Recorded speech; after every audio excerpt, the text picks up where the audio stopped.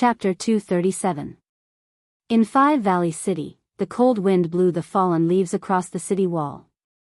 The two soldiers standing guard couldn't help but shiver. Zhang-san, what do you see over there? What? At the end of the road.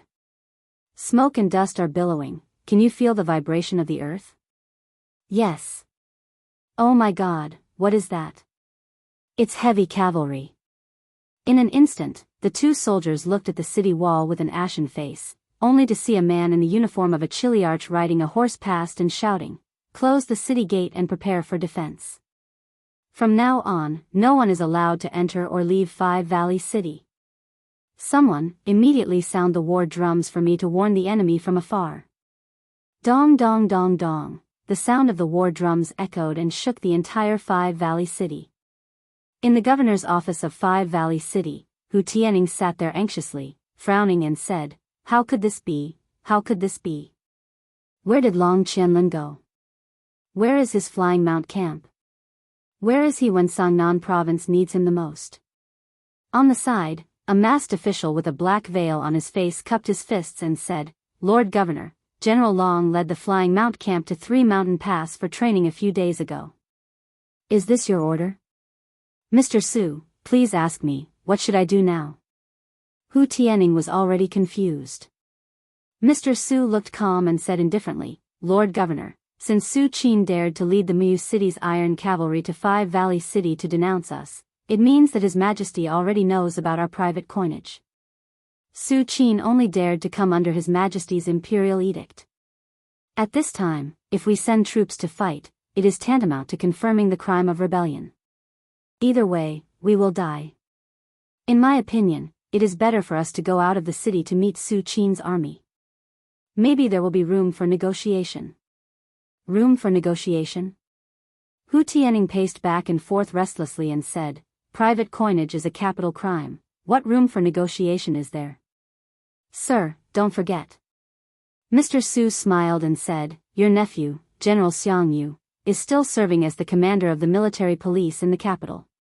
He is in charge of the rewards and punishments for all the high-ranking generals in the imperial army. Even Su Qin is wary of Xiang Yu. Moreover, you have always been on good terms with Divine Marquis. Even if you are escorted to the capital by Su Qin, as long as Divine Marquis and Xiang Yu work together to persuade His Majesty to give you a lighter sentence, you can still keep your life. As long as you are alive, with our financial resources, why should we worry about not being able to make a comeback?" Hu Tianning's eyes lit up and he said, "Mister, you mean, my only choice is to leave the city and surrender now?" "Yes." Mr. Su's eyes were bright as he said, "It's better than fighting to the death." "Don't worry, my lord, you've been operating in Blue South Province for many years and have many disciples.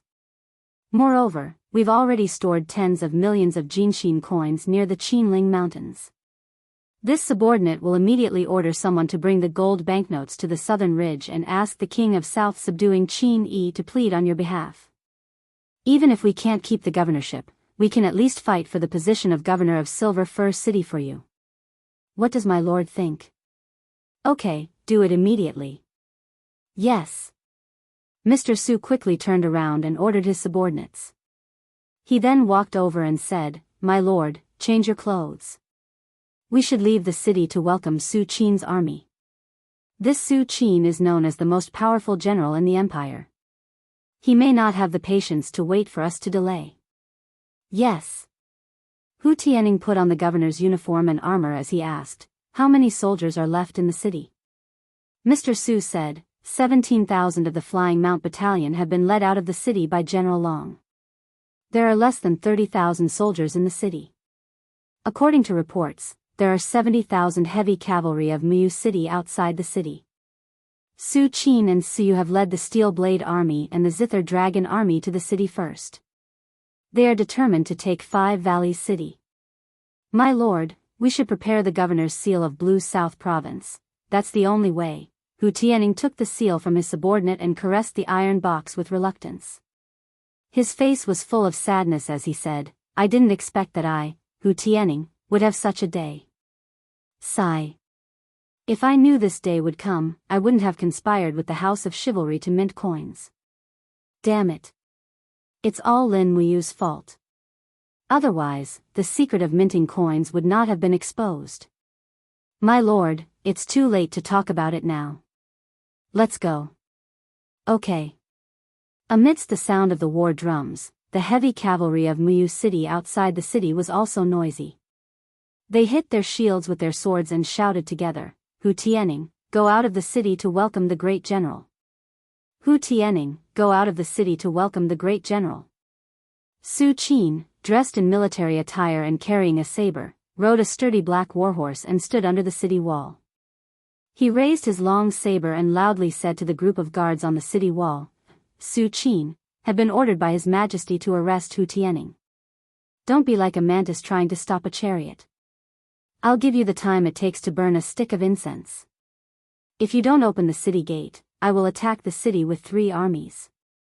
I want to see whether the walls of the 5 Valleys city are thicker or the spears of my Iron Blade army are sharper. The guard on the city wall cupped his fists and said, Great General, this must be a misunderstanding. My lord has always been doing his duty. Why would His Majesty come to arrest my lord? I hope that the great general will investigate. What am I supposed to know? Su Qin shouted, Open the gate now, or I'll smash this broken gate with my saber. The guard on the city wall raised his eyebrows and said, Great General, no matter what, the 5 Valleys city is the central city of Changnan province. How can you attack as you please? Great General, don't force me. Archers, stand by. If anyone attacks the city, immediately shoot them down. You. Su Qin was furious. He pulled the reins and turned around. When he arrived in front of a group of Iron Blade Army's heavy cavalry, he raised his long saber and shouted, The time has come to quell the rebellion for the empire. The governor of the 5 Valleys city, Hu Tianning, is stubborn. Brothers, prepare to attack the city. The war drums sounded like thunder. The heavy cavalry outside the city mounted their horses and prepared to attack. At this moment, with a sudden creak, the heavy iron gate slowly rose. When the gate was completely opened, Hu Tianning appeared in his field of vision with a group of advisors. Su Qin frowned. On the side, a female general of about 30 years old rode a white horse. She looked somewhat similar to Qin Yin. She was Su Yun's younger sister, Su Yu. Su Yu looked at Hu Tianning and the others from afar. She couldn't help but smile and said, Big brother, it seems that we don't need to attack the city anymore. Hu Tianning, that old fox, knows that he can't do anything and has already compromised. Heh, Su Qin smiled slightly and led a group of cavalry forward. He placed the long saber on the back of the horse and smiled, Governor Hu Tianning, long time no see. Hu Tianning hurriedly turned over and dismounted, knelt on the ground, held the governor's seal in his hand and said, Sinner Hu Tianning greets General Su Qin. Although I don't know why His Majesty has punished me, if the Emperor wants me to die, I have no choice but to die. This is the governor's seal of Changnan province, please examine it. That's good, Lord Hu is really a sensible person. Su Qin smiled and said, But I still have to do things according to the rules. Someone, bring me the prisoner carriage and help the governor get on it. Also, take over the entire 5 Valleys city. Yes. A group of Muyu city soldiers pushed out a prisoner carriage made of steel. This prisoner carriage was very strange. There were thorns protruding from all sides, surrounding the center. It can be imagined that once a prisoner enters the carriage, he will not be able to move. Otherwise, his skin will be pierced by the thorns. This kind of pain can be imagined. Thorn carriage. There was a trace of anger on Hu Tianning's face. General, what do you mean by this? Are you going to use the thorn carriage on me? What? Su Qin raised his eyebrows. If you have the guts to mint coins, don't tell me you don't have the guts to sit on this thorn carriage. You. Hu Tianning was furious. Mr. Su on the side whispered, Lord Governor, bear with it for a while. Su Qin is a reckless man. There is no benefit in clashing with him. After hearing this, Hu Tianning no longer said anything. He tidied up his clothes and armor, and said, "Then as General Su Qin wishes." Su Qin lightly said, "Someone, help Lord Hu Tianning remove his armor." Several heavy cavalry flew forward and quickly took off Hu Tianning's armor. Hu Tianning had never suffered such humiliation. His face was red, but he was angry. Suddenly, a soldier's hand touched Hu Tianning's body. He immediately raised his hand and pulled out the sword at his waist, saying, "How dare you?" Just as Hu Tianning pulled out the sword, a whoosh sound of an arrow leaving the bowstring suddenly came from behind Su Qin. The next moment, a black arrow pierced through Hu Tianning's neck with a poochie sound. Fresh blood flowed out like a pool. Hu Tianning's arm, which was holding the sword, was still in the air. His body slowly fell backward, and he died in an instant. Hu Tianning, dead. Su Qin stood there dumbfounded. He suddenly turned around and looked at the person who shot the arrow. He loudly shouted, "Zhang Santong, you bastard, why did you kill Hu Tianning?" Zhang Santong was a deputy general. Still holding his longbow, he cupped his fists and said, "General, Hu Tianning just pulled out his sword and tried to assassinate you." This subordinate shot him. Su Qin was speechless and angrily said, "Bastard, Her Majesty and Her Highness never said that they wanted to kill Hu Tianning. You are simply putting me in an unjust situation." Zhang Santong hurriedly dismounted from his horse and knelt on the ground, saying, "This subordinate is willing to die. General, please punish me." Forget it. Su Qin looked at Hu Tianning's body and lightly said, "If he dies, then he dies." This kind of villain. At this moment, the sound of horse hooves came from afar. A person holding an iron spear shouted in the crowd, "Get out of the way, get out of the way. Let me pass." The person who came was none other than Long Qianlin, who was in a hurry. The pitiful Long Qianlin saw the corpse of his father-in-law, Hu Tianning, after entering the crowd. The arrow that had pierced through Hu Tianning's throat was stained with black blood. For a moment, Long Qianlin trembled all over. He suddenly dismounted from his horse and knelt on the ground. Tears flowed from his eyes. Sir, you are Long Qianlin?" Su Qin rode his horse over and lightly asked. Long Qianlin didn't say anything. He just carried Hu Tianning's corpse and walked step by step towards the Five Valleys city. "Stop right there!" Su Qin violently shouted, "Long Qianlin, how dare you!" At this moment, Long Qianlin had already reached the city gate. When he looked back, his eyes were filled with killing intent. He angrily shouted, "Close the city gate and fight!" Chapter 238. Bang! The heavy iron gate slammed down. Long Qianlin handed Hu Tianning's corpse to a deputy general, then he carried his spear and rushed up the city wall. He shouted, "I, Long Qianlin, have returned. Close the city gates and prepare for battle. Archers, get ready, throw stones, and roll logs." In terms of prestige in the Five Valleys City Army, Long Qianlin was absolutely second to none. A group of soldiers who were in a trance immediately became spirited after Long Qianlin arrived. They seemed to understand what they should do in an instant. Su Qin was furious when he saw the tense atmosphere on the city wall. He pointed his long saber at the city wall and shouted, "Long Qianlin, Hu Tianning's death was just an accident. Don't be stubborn, or you'll be the one to regret it." Long Qianlin proudly looked at the city wall. The governor's death was an accident? Ha ha ha ha.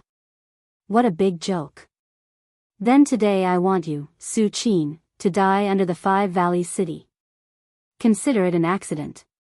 How dare you? Su Qin shouted, "3 armies, attack the city."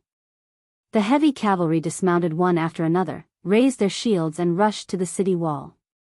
Because they came in a hurry, they did not prepare any siege equipment at all.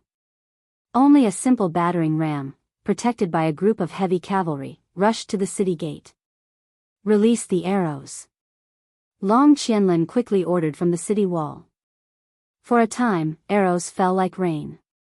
Although most of the heavy cavalry's bodies were protected by armor, after all, their necks, faces, and other positions could not be protected. In an instant, hundreds of people were killed.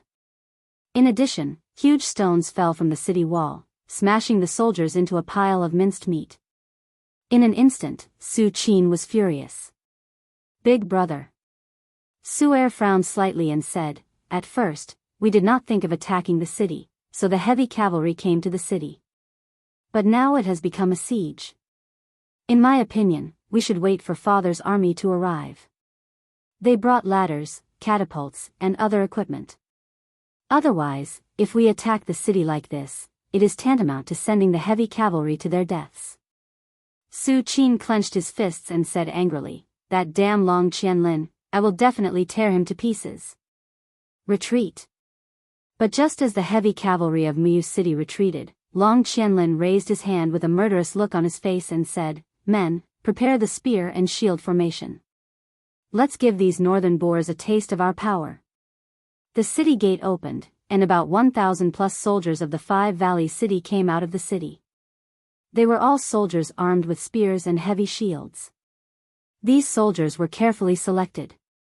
Each of them was very strong and had amazing arm strength. The 1,000 plus people lined up in 10 buckets at the foot of the city. They were shouting, provoking and ridiculing Su Qin in the distance. "Bastard!" Su Qin waved his long blade and more than 2,000 heavy cavalry rushed over. The heavy cavalry of Mu City were all carrying javelins. Before they got close, they threw a round of javelins. But after Long Qianlin, who was on the city wall, shouted, "Gather," the soldiers of the spear and shield formation assembled their shields like an iron wall. The javelins were deflected with a ding-dang-dang-dang sound, unable to hurt them at all. When the heavy cavalry was in close combat, Long Qianlin shouted, "Open." In an instant, the shields separated as if they were decomposing. An iron spear quickly penetrated through the gaps of the shields and pierced the warhorses. At the same time, the round bucket formation rotated rapidly, diffusing the impact of the cavalry. Like a meat grinder, the heavy cavalry of Mu City were turned into a pile of flesh and blood. Blood quickly spread under the city wall. "Archers, aim and shoot." Long Qianlin continued to order. The soldiers with superb archery skills on the city wall began to shoot one by one. In the blink of an eye, another batch of heavy cavalry of Mu City fell.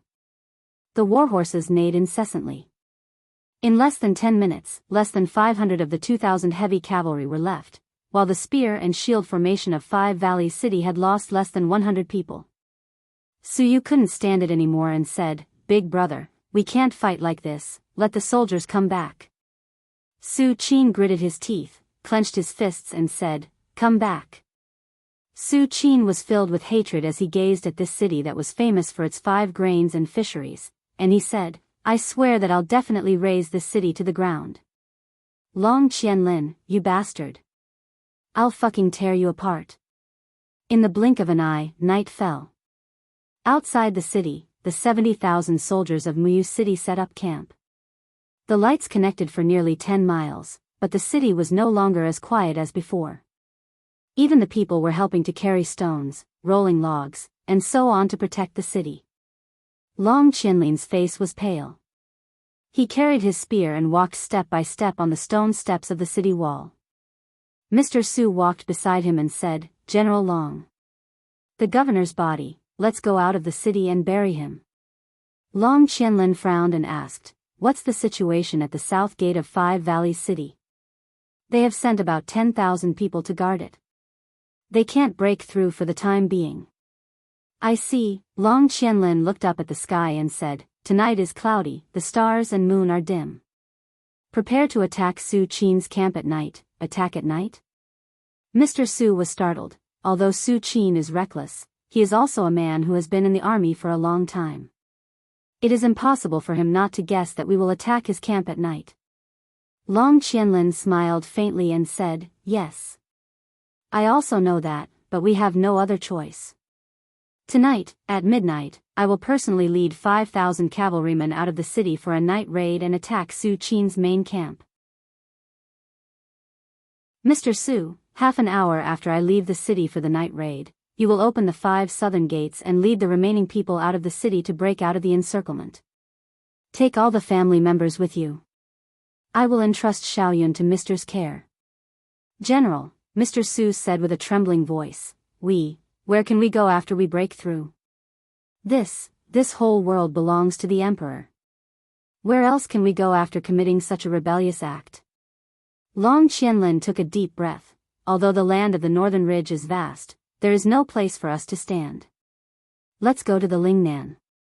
The 4 provinces south of the Qinling Mountains can be our hiding place.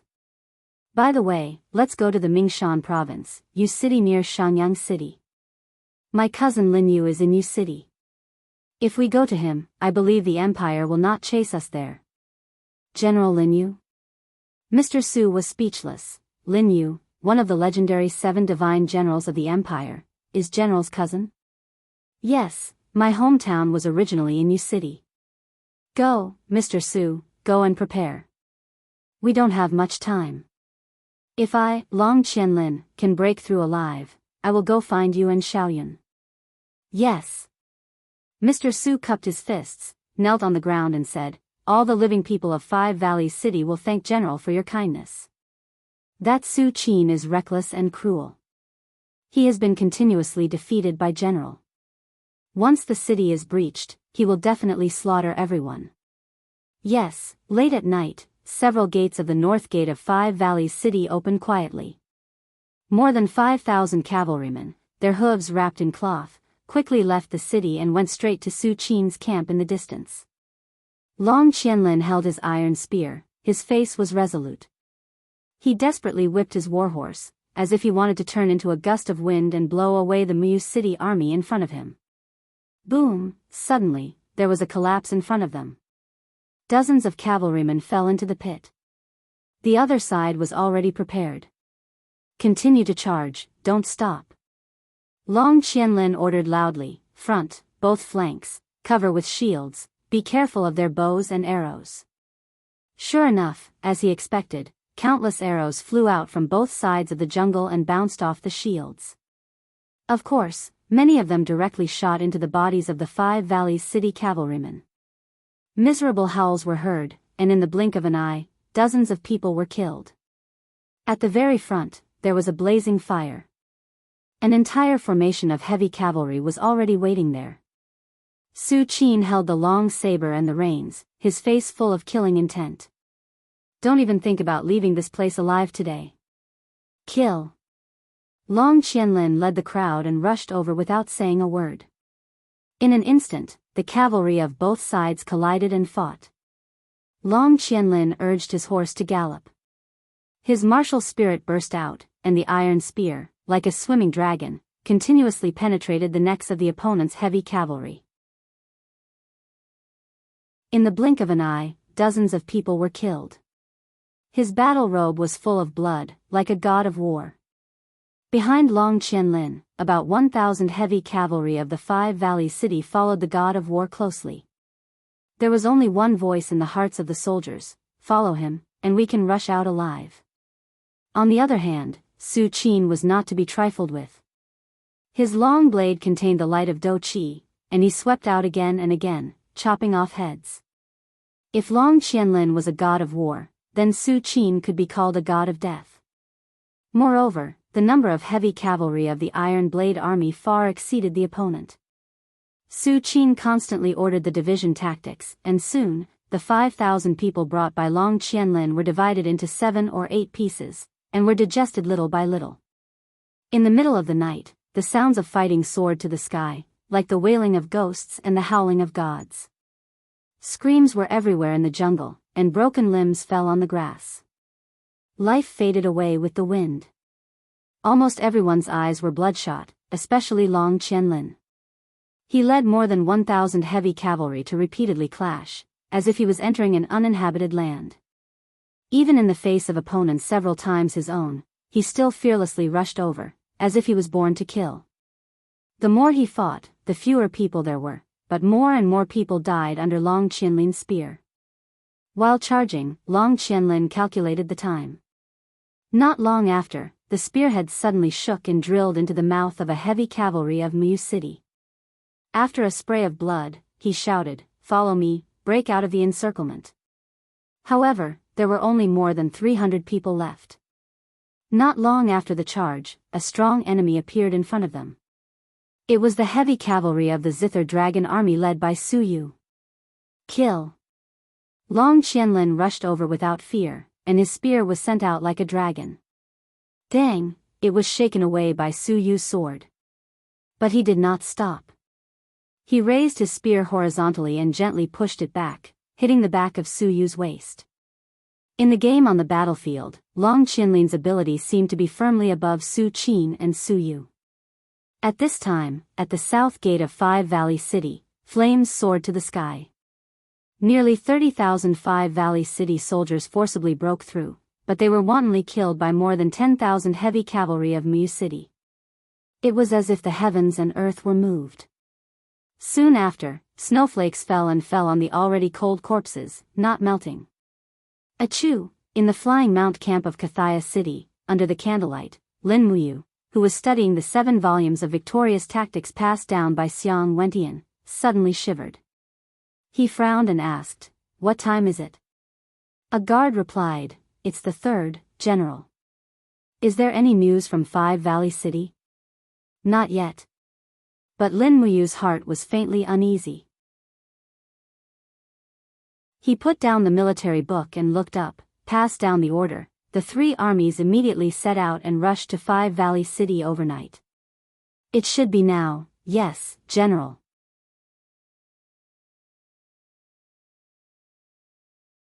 Chapter 239. Early in the morning, the snow was still falling. Clouds of smoke rose into the sky around the Five Valley City. Corpses could be seen everywhere. All the civilians in the city did not dare to leave the city. Outside the north gate, a group of exhausted cavalrymen were dragging the corpses. According to the rules of the empire, the soldiers who died in battle were not qualified to be buried in their hometown. It was the same for the generals who were below the rank of centurion. All of them were buried on the spot to avoid the stench of the corpses. As if smelling the scent of blood, some wild dogs came out of the jungle to the north of the Five Valley City, devouring the corpses everywhere. Even some young wolves appeared in groups, tearing the corpses of the dead soldiers. The scene looked a little unbearable to watch. After people died, there was no distinction. Whether it was the people of the Five Valleys City or the people of the Mu City, their corpses had become the prey of wild beasts. Tuck tuck tuck, Su Qin's face was ashen. He let the snow fall on his shoulders and head. He looked at the tragic scene on the battlefield and said, "How many of them escaped?" Deputy General Zhang Santong cupped his fists and said, reporting to General, "Less than 20. "Did you find Long Qianlin's body?" "No, bastard." Su Qin punched the saddle and said, "We had 70,000 men surrounding the city and Long Qianlin escaped. This is a great shame for the Iron Blade Army." Zhang Santong's face was pale and he did not dare to say anything. At this moment, Su Yu, who was inspecting the battlefield, also rode her horse over. Her originally elegant face was stained with blood. She raised her hand to wipe it off, but she did not manage to wipe anything off. She walked toward Su Qin and said, "Big brother. I've been to the southern battlefield. How is the situation?" Su Qin asked. Su Yu moved her red lips and wanted to say something but stopped. I asked you how is the situation?" Su Qin said with a heavy tone. Su Yu took a deep breath and said, "Big brother, the 10,000 cavalrymen we arranged at the south gate suffered a fierce attack last night. The defenders in the city rushed out and caused great damage to us." "How many people did we lose?" "Tell me." "More than 7,000 died, more than 2,000 were seriously injured and 4,000 to 5,000 were lightly injured," Su Yu said. "What?" Su Qin's body trembled slightly. His eyes were filled with hatred as he said, "That traitor Long Qianlin. He killed a total of 20,000 elite cavalrymen of my Twilight Rain city in a single battle. What a goddamn traitor." With that, Su Qin's body shook slightly and he spat out a mouthful of blood. The arrow wound on his chest oozed blood again. "Big brother, are you okay?" Suyu asked. I'm fine. Su Qin looked at the Five Valleys city with a pair of cold eyes, and murmured, "The warriors of Cloud Province have suffered such a setback in this cursed city. It's all my fault. Come on, pass down my order. After the three armies are reorganized, enter the Five Valleys city and slaughter the city." He said it casually, but Su Yu's whole body trembled. "Big brother, how could we do this? Why not?" Su Qin's eyes were cold as he said, "That's what our ancestors did. Any city that dares to rebel will be massacred. If we don't massacre them, how will these ambitious dogs know that the prestige of the empire cannot be violated?" "Ah, you don't have to say anything. I know you have good intentions. Leave this matter to me." "But big brother." Suyu sighed and said, "The Five Valleys city is one of the 7 major cities of the empire. It has a population of 2.4 million. Are you planning to kill all 2.4 million people?" "No, massacre the city for 3 days. Kill as many as you can." Su Qin clenched his fists and said, "I've made up my mind. No one should say anything else. Otherwise, you will be punished according to military law." A trace of disappointment flashed across Su Yu's face. She cupped her fists respectfully and said, "Yes, General. This subordinate has no objections." Heavy snow was still falling on the ground. The Steel Blade Army and the Zither Dragon Army began to cook. Smoke rose from the chimneys. After breakfast, they would start a massacre. The order to massacre the city for 3 days had been issued. Apart from Suyu, no one seemed to feel that there was anything wrong with it. There were too many precedents like this. The soldiers discussed animatedly with smiles on their faces. The unruly people of the Five Valleys city have raised a tiger in their bosom, allowing Hu Tianning to be so daring as to rebel. "Humph, he deserves to be killed."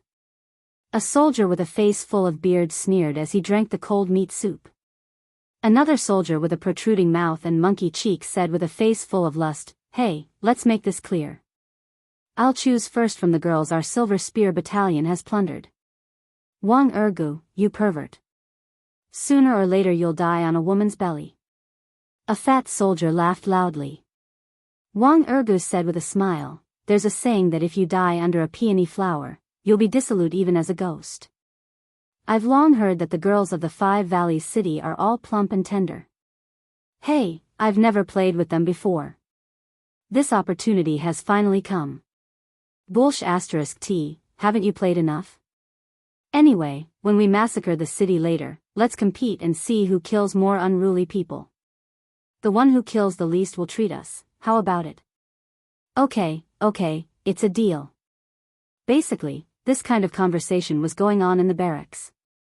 Massacring the city was a disaster for the people, but for the soldiers who participated in the massacre, it was a crazy feast.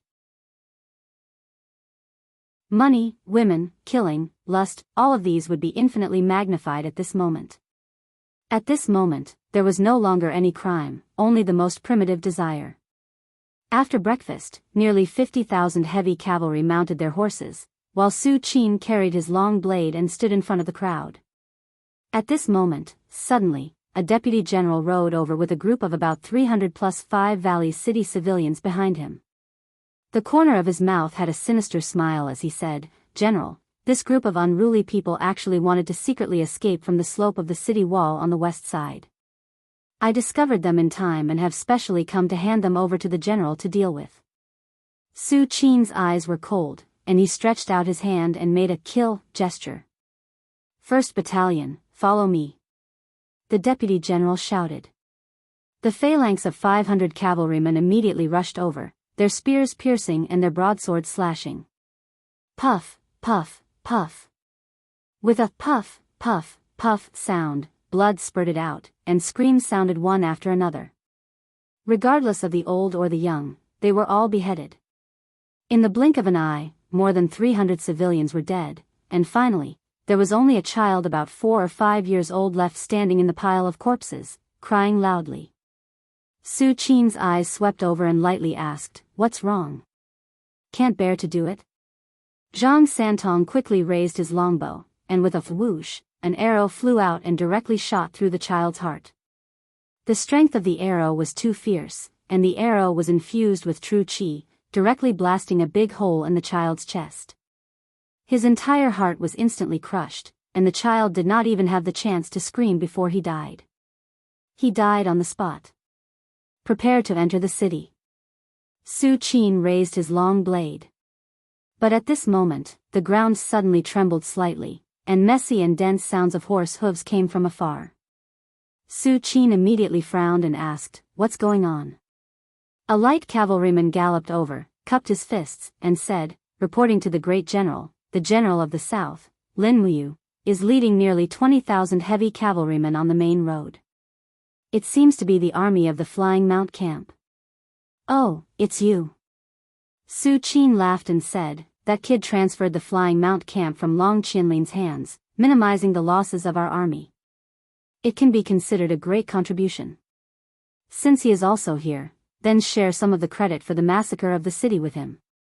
Let's wait for a while, and let you lead his men into the Five Valleys city to massacre the city." "Yes." Not long after, the neat silhouettes of the Flying Mount Camp soldiers appeared on the horizon. Lin Muyu, who was dressed in the white robe of the Divine Temple, rode his horse at the forefront. He could see Su Qin, Su Yu, and the mess around the battlefield from afar. He couldn't help but frown. Sure enough, things didn't go as smoothly as he had imagined. A fierce battle had finally broken out in the Five Valleys city. You're here?" Su Qin laughed and said, "Since you've taken control of the Flying Mount Camp, it's already a great contribution." Lin Muyu cupped his fists and said, "Your subordinate pays his respects to the great general." "Hey, why are you so polite?" Su Qin raised his arm and said, "Look, the Five Valleys city is already in our pocket. Long Qianlin is stubborn and has lost so many of my soldiers. It's really hateful. I've already given the order to massacre the city. Since you're here, I'll give you the credit. Now, lead your men into the city and kill to your heart's content." "Massacre the city?" Lin Muyu's body trembled. His eyes fell on the more than 300 corpses of the civilians in front of him. His heart was in turmoil. He turned to look at Su Qin and murmured, "General Su Qin, these civilians were killed by you?" "Yes, they tried to escape in vain. They only have themselves to blame." "Is that so?" Lin Muyu desperately suppressed his anger. He cupped his fists and said, "General, I think that since we've taken the city, we've already completed His Majesty's edict. There's no need to kill civilians anymore." "What did you say?" Su Qin was stunned. "These civilians and the traitors killed 20,000 of my Twilight Rain City's warriors. You're asking me not to massacre the city?" "Yes." Lin Muyu looked at him with a resolute gaze. Then, she pointed behind her and said, "There are 17,000 people from the Flying Mount Battalion behind me. Most of them are from Wugu City. Are you going to ask them to kill their own people?" "General, Hu Tianing's rebellion has nothing to do with these civilians. They're innocent." "Enough, Lin Muyu." Su Qin suddenly said sternly, "I didn't bother with you because you're the Emperor's adopted son. But you dare to pester me like this? Get out of my way. I, Su Qin, will massacre the entire Five Valleys city." Lin Muyu was startled. He suddenly laughed at himself and pointed at the steel blade army behind Su Qin. He said loudly, "You're all soldiers of the Empire. You're all familiar with the family's teachings. Tell me, as a soldier, isn't it your duty to guard the land and protect your own people? If you massacre the entire city, what qualifications do you have to wear the purple Yinhua emblem?" "Lin Muyu, how dare you?" Su Qin said angrily. Su Er rode forward and said, "You." "Enough, don't say any more." Lin Muyu smiled faintly and waved his hand. He shouted, "Flying Mount Camp, enter the city and defend it. Whoever dares to kill the people of the Five Valleys city will be our enemy." Kill without mercy.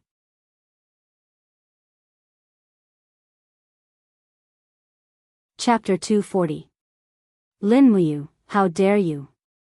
Su Qin was furious. He jumped from the horse's back, and his dou qi overflowed. He condescendingly slashed towards Lin Muyu, his eyes full of killing intent. This was probably the first time Su Qin had been humiliated like this. Lin Muyu looked up at Su Qin, her eyes full of contempt. Wang! The golden gourd marshal's soul came out of his body and instantly condensed into a golden gourd wall. Black tortoise shell and dragon scale wall were added one after another. He was going to use the defense of his marshal's soul to take this attack. Bang! Light splashed, and Su Qin's attack was directly bounced back. But as a great general, how could he still have any face after such a collision? He raised his sword and slashed in an arc. Lin Muyu gritted his teeth, and his dou qi quickly poured into his left arm. His divine power was enshrouded in a golden dragon-shaped psionic energy, as if forming a shield, and blasted towards Su Qin's sword. Dang! The moment Su Qin's sword touched Lin Muyu's arm, there was a sound of metal colliding with stone, and the blade immediately collapsed. What? Su Qin turned around and landed on the horse. Looking at the short sword in his hand, the horror in his heart was extreme.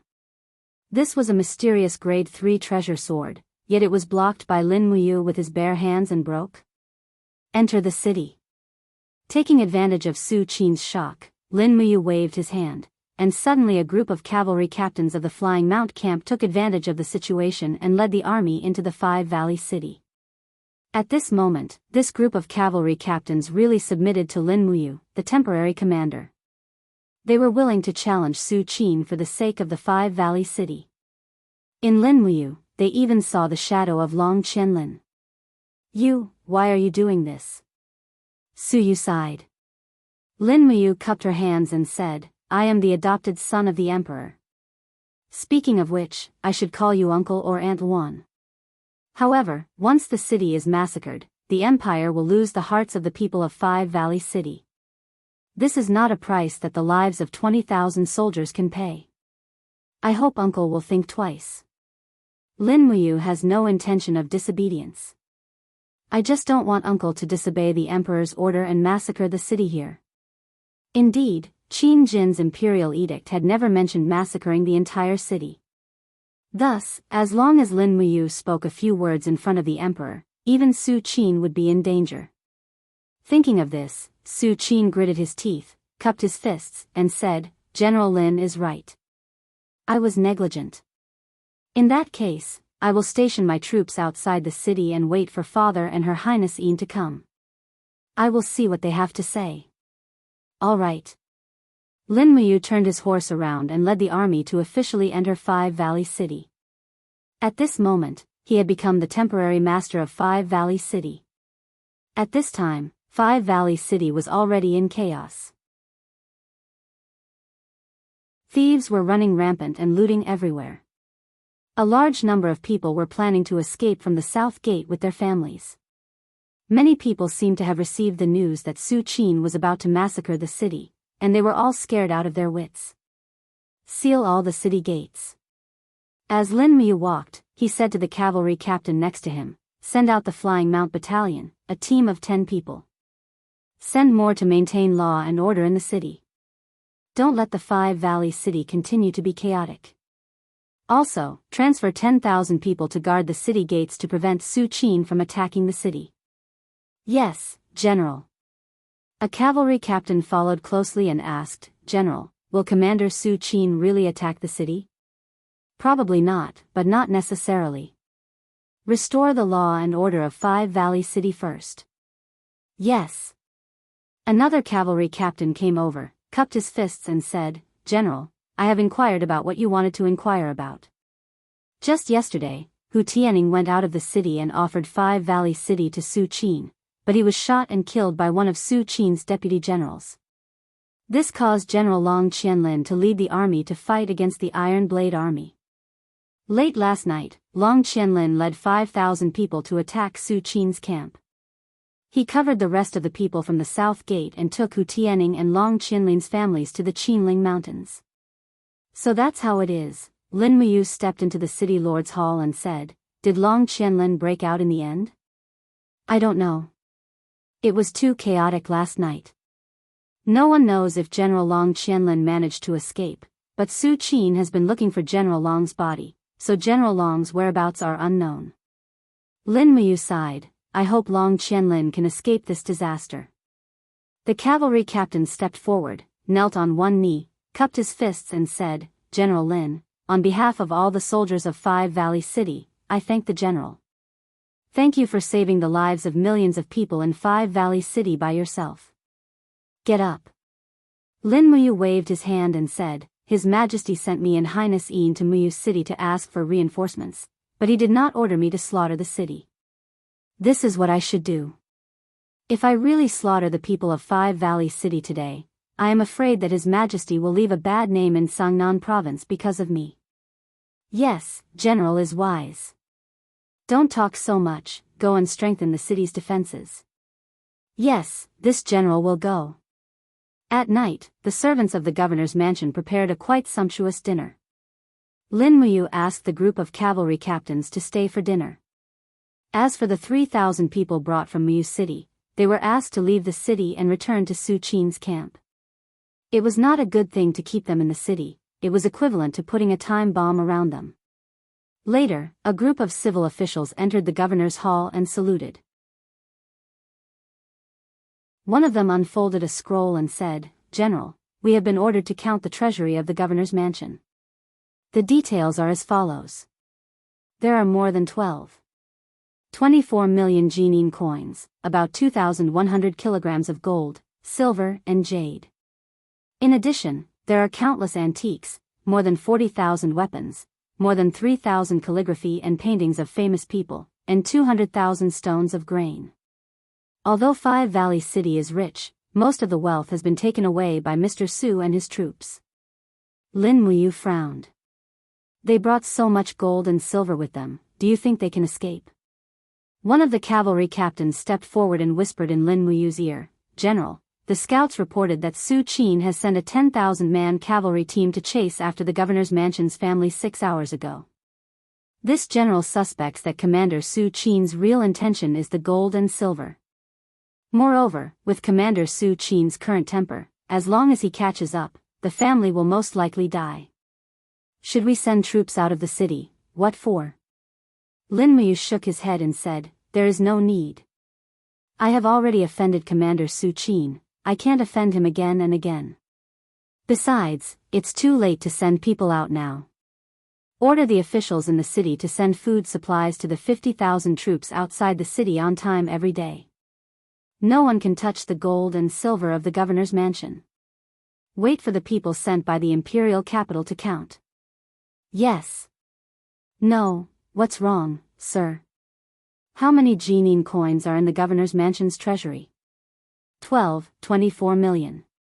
"Tell the clerk to record 24 million, and exchange the remaining 1 million into gold notes and give it to me. I can't protect the Five Valleys City for nothing." The cavalry commandant smiled. "All right, I'll do as you say."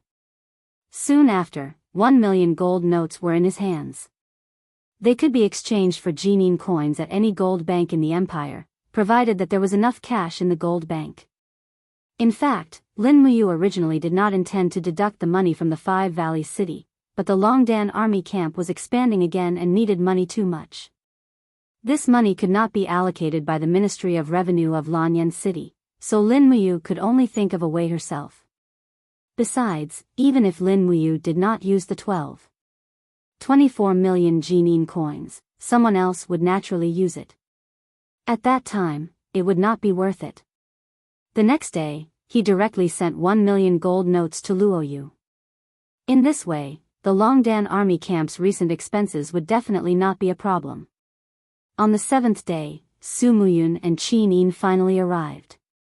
100,000 infantrymen appeared in the Tsangnan province and quickly recovered all the prefectures and counties. As a result, the power of the entire Tsangnan province fell into the hands of Qin Yin. At noon, banners fluttered in the distance, and the advance guards arrived at the foot of the city. Lin Muyu ordered the city gates to be opened wide to welcome Qin Yin and Duke Yun. She also personally led the civil and military officials of the Five Valleys city out of the city to welcome them. A large group of people stood shivering in the snow and waited for more than an hour. Finally, Su Muyun, Qin Yin, and the others came out of the snow. At the same time, Su Qin and Su Yu also accompanied them. Big brother Yu. Qin Yin turned over and dismounted from the horse. She walked over with a smile. She had already changed into the princess cloak, and looked extremely graceful and luxurious. Lin Muyu walked forward and looked at Su Muyun from afar.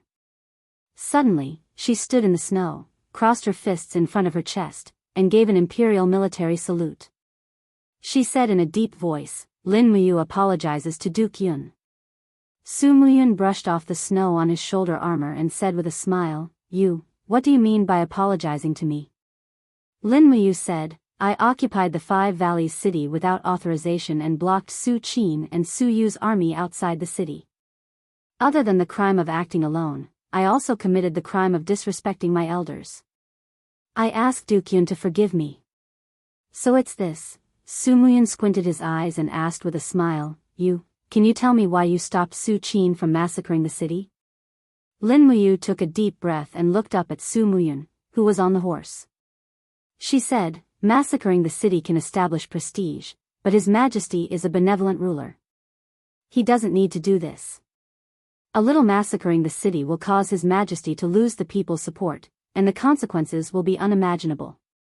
A wise ruler should be respected by the officials and loved by the people, not loved by the officials and respected by the people." "Well said." Su Muyun laughed loudly and dismounted. He helped Lin Muyu up from the snow and said, I can rest assured with you assisting Xiao Yin in the future. Get up, get up. What crime did you commit? Come into the city with me." "Yes, Duke Yun." Although Su Muyun was very benevolent, Lin Muyu still felt a little unsettled. Many truths in this world were not as simple as they seemed on the surface, and the scene in front of her was no different. Not long after they entered the city, news came from afar. The commander of the Imperial Guards, Feng Jixing, led 5,000 Imperial Guards and would arrive at the Five Valleys city in 2 hours. Moreover, they came under the Emperor's imperial edict.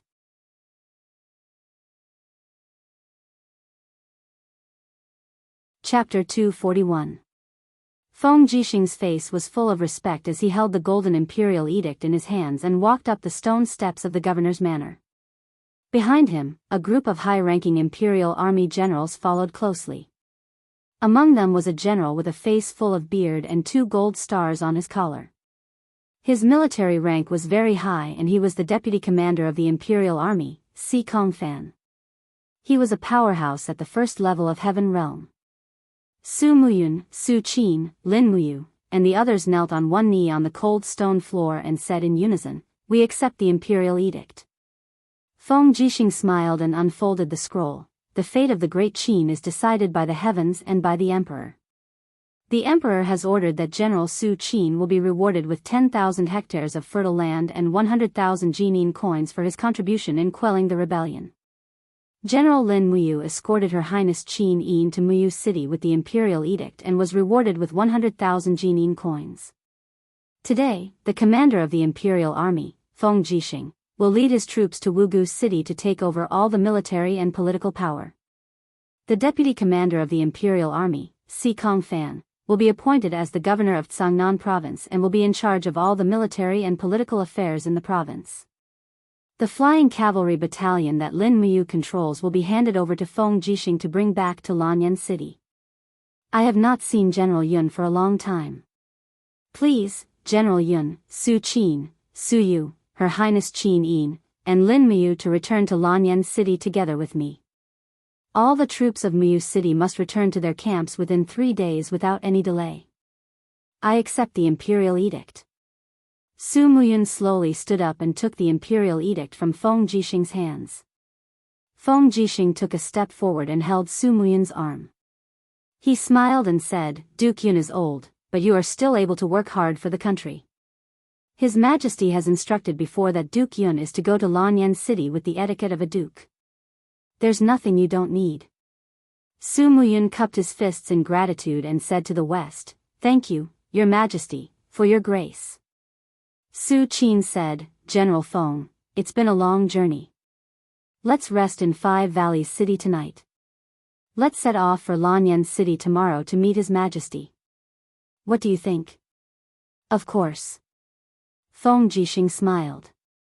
"I will listen to your arrangements." "All right.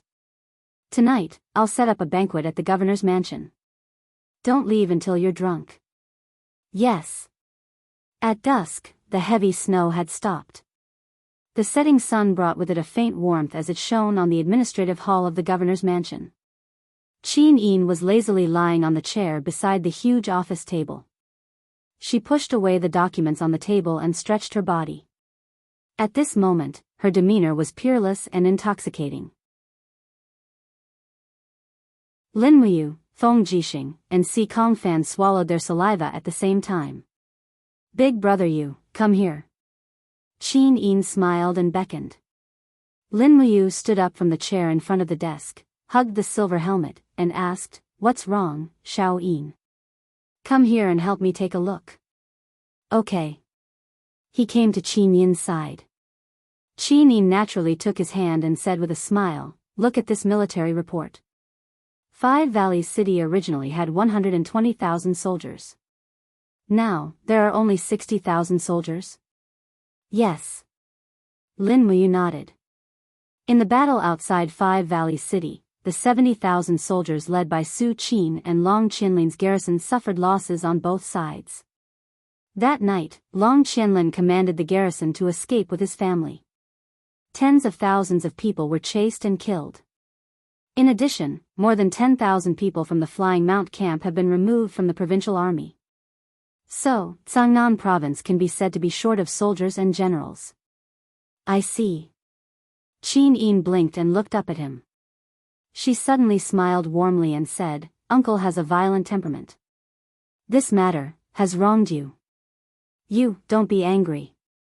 Uncle is not a heinous person. It's just that sometimes his loyalty to the empire makes him unable to distinguish right from wrong." "Yes, I know."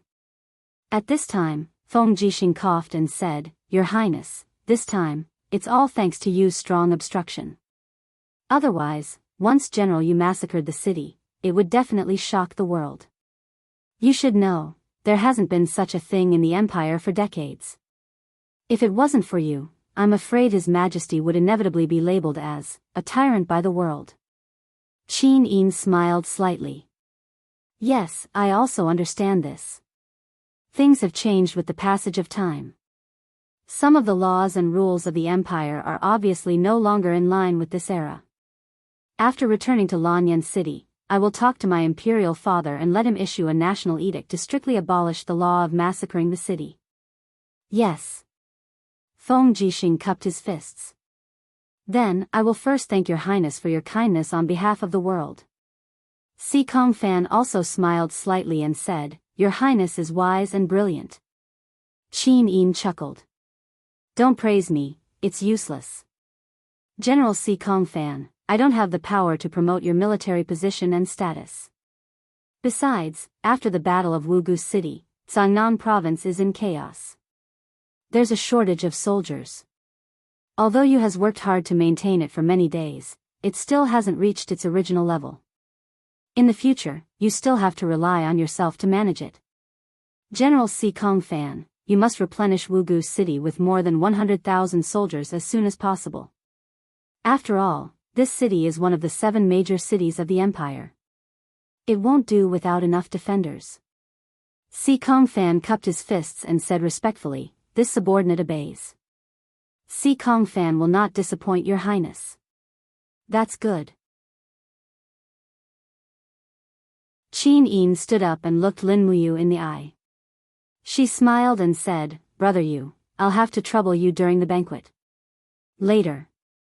Xiao Yin will accompany you to apologize to Uncle and ask him to forgive you for your previous disrespect, okay?" Qin Yin held his hand tightly. There was a wronged expression on her beautiful face. She was acting cute and coquettish. Naturally, Lin Muyu couldn't say anything. Besides, Qin Yin's action was indeed reasonable and appropriate. It was indeed what she should do. Lin Muyu also understood that since she came to this world, she had to learn to follow the rules of this world. At least, she had to do so before she had the power to overturn this world. Yes, okay, let's go and apologize together. Okay. Qin Yin smiled sweetly, but it made Feng Jixing and Si Kongfan so envious that they touched their noses together. They looked at each other and smiled. Everything was said without words. The banquet was very grand. About 100 people attended. Qin Yin sat in the host seat, accompanied by Su Muyun, Su Qin, Feng Jixing, Si Kongfan, and the others. Lin Muyu's position was slightly lower, so she could only sit with Zhang Wei, Luo Lai, and a few other Imperial Army Kiliarchs. General Zhenan belonged to the 4th rank of the Empire's military system.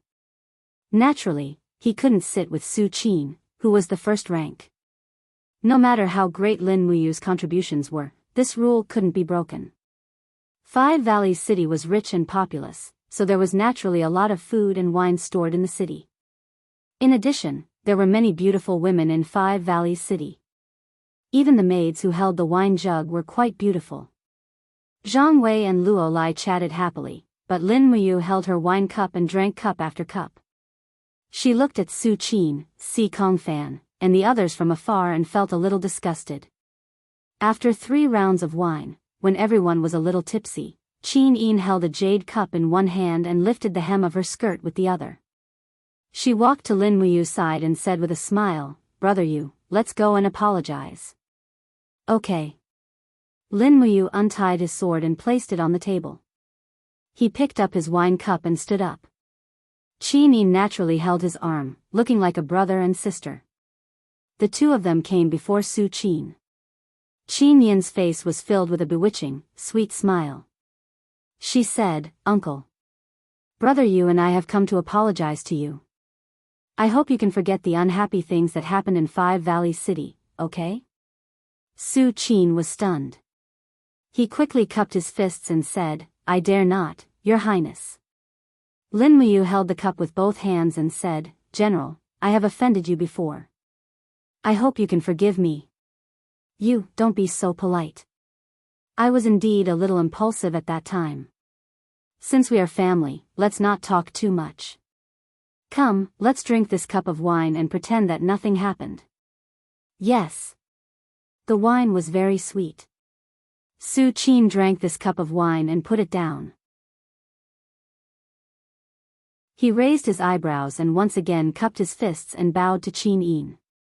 He said with a smile, "Shao Yin, I did not go to Lanyan City to see His Majesty empty-handed." "Oh.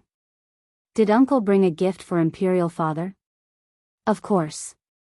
Su Qin chuckled and said, "Does Shao Yin want to see it?" "Of course, show it to me quickly." "Okay." Su Qin clapped his hands and said loudly, "General Zhang Santong, bring the gift here." "Yes." Zhang Santong walked in from outside with a silver box. His dark blue cloak fluttered in the wind.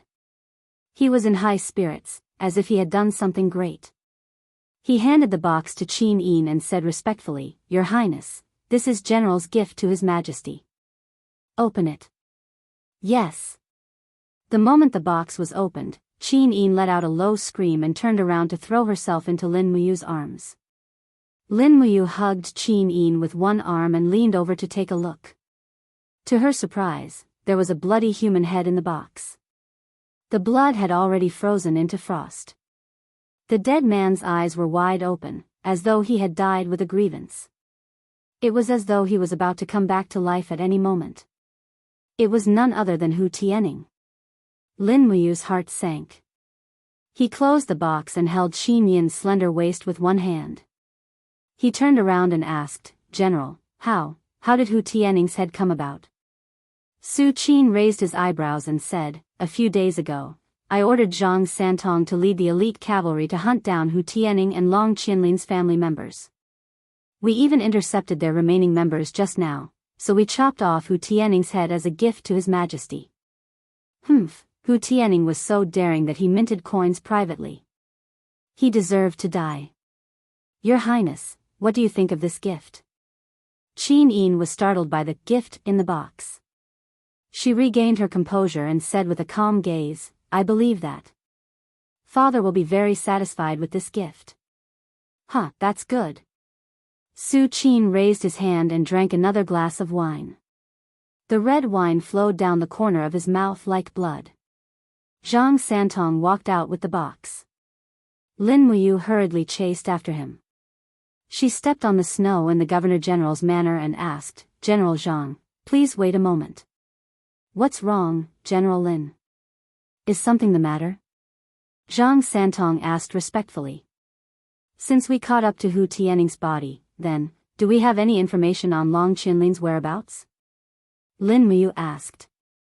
Zhang Santong grinned and said, Long Qianlin, that treacherous traitor, has probably died in the chaos? I didn't see him. Then, what about Hu Tianing and Long Qinlin's family members? We've captured them all. They're locked up in the Five Valleys City's Imperial Prison. I see, yes. General, I'm going to check on them. Excuse me. All right.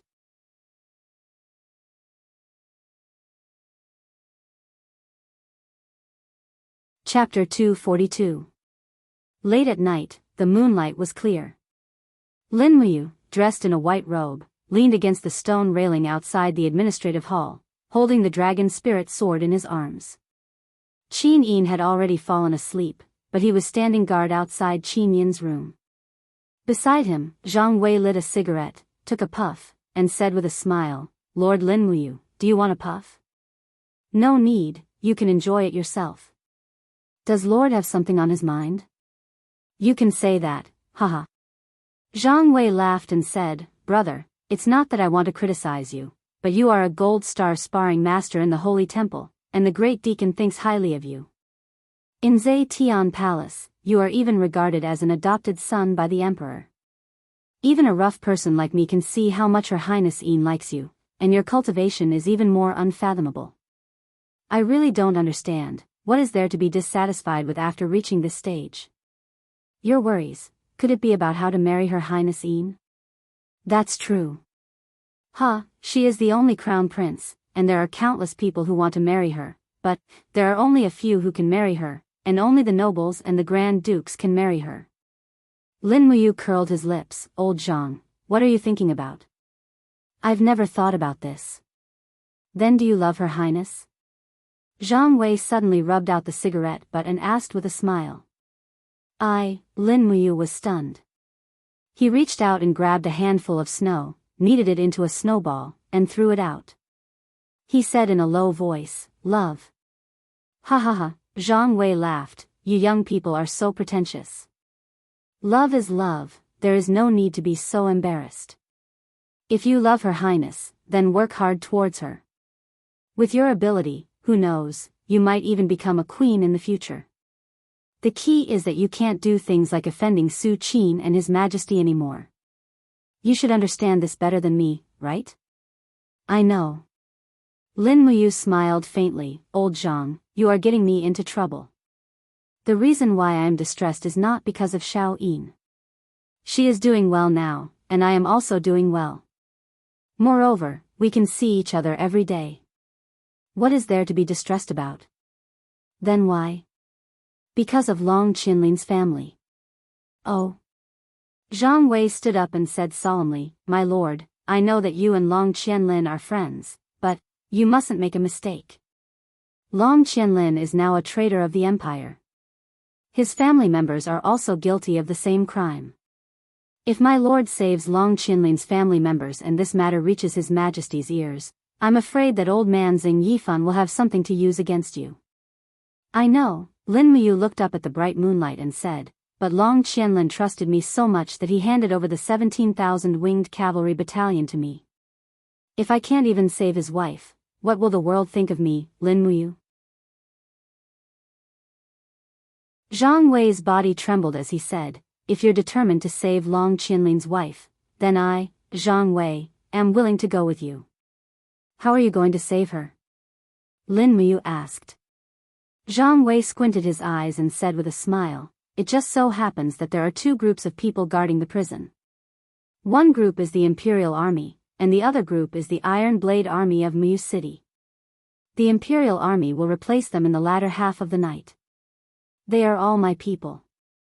Tonight, I will create chaos and seize the opportunity to save Long Qianlin's wife.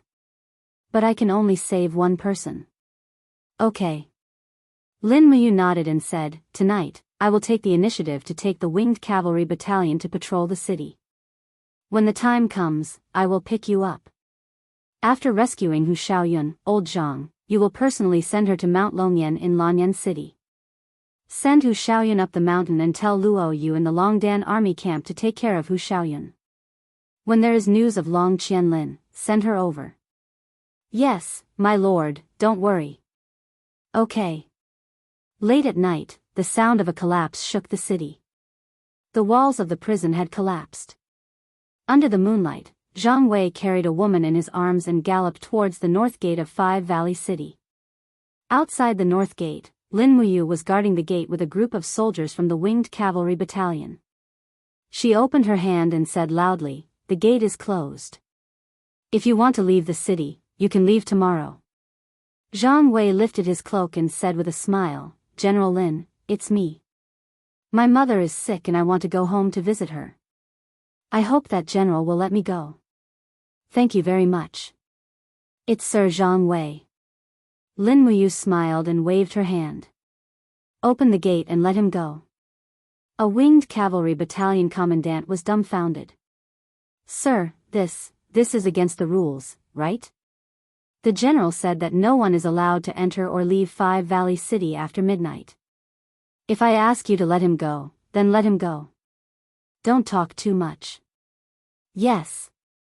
Zhang Wei slowly galloped past. At this moment, the cloak on the head of the woman in his arms slowly slid down, revealing a beautiful face. She gently bowed to Lin Muyu and said, Hu Xiaoyun. Thank you, General Lin. Lin Muyu waved her hand and said, hurry up and go. Thank you, General. Zhang Wei disappeared into the night amidst the sound of hooves. The two Winged Cavalry Battalion commandants also saw Hu Xiaoyun's appearance and looked at Lin Muyu with a dumbfounded expression. You guys, just pretend that you didn't see anything. If anyone dares to leak any information, I will chase him to the ends of the earth and kill him. A murderous look flashed across Lin Muyu's face. The two Winged Cavalry Battalion commandants knelt on the ground and said with a trembling voice, We brothers from the Winged Cavalry Battalion will never be able to repay General's kindness. Don't say any more. Go back and sleep early. We still have to rush to Longyan City early tomorrow morning. Yes. That night, Lin Muyu couldn't sleep. On one hand, she was worried about whether Zhang Wei would arrive at Dragon Rocky Mountain safely. On the other hand, she felt sorry for Long Qianlin's whereabouts were unknown. Long Qianlin was a benevolent general, and it would be a pity if he died just like that. The next morning, the army set off straight for Longyan City. Su Muyun sat in a carriage with the etiquette of a nobleman. 8 black horses pulled the carriage together, looking very dignified. Qin Yin, on the other hand, sat in the princess carriage. Lin Muyu rode on a warhorse and followed closely beside the carriage to protect it. This was his responsibility. The snow was melting, and the weather was very cold. Qin Yin lifted the curtain of the carriage and looked at Lin Muyu with a smile. She asked, do you want some fruits? I have apples and pears here. Do you want some? No need. Thank you, Xiao Yin.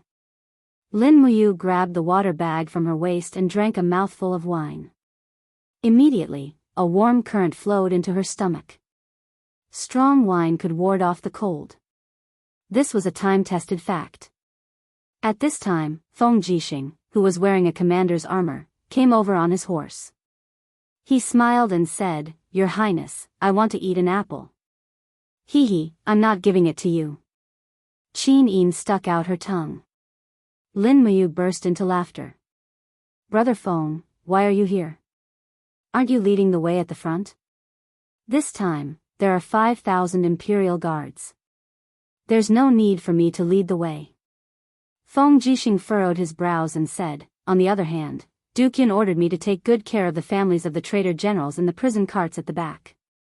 It's really troublesome. I, Feng Jixing, can't stand seeing women being humiliated. Oh right, Ayu, do you know where Zhang Wei went? He disappeared without saying a word. That guy, if it wasn't for his good command, I would have removed him from his position. Lin Muyu took an apple from Qin Yin and passed it to Feng Jixing. I don't know. What does it have to do with me if you don't look after your own subordinates? Feng Jixing took a bite of the apple, and juice splattered everywhere. He looked at Lin Muyu with a chuckle and said in a low voice, the walls of the imperial prison collapsed last night. A general purposely released a woman. This scene was seen by a beggar. You guys are too dirty. You even need me to clean up after you. I wasted 10 Jinin coins just to get rid of that beggar. Lin Muyu felt a chill in her heart. She couldn't help but say gratefully, then, thank you, Brother Feng.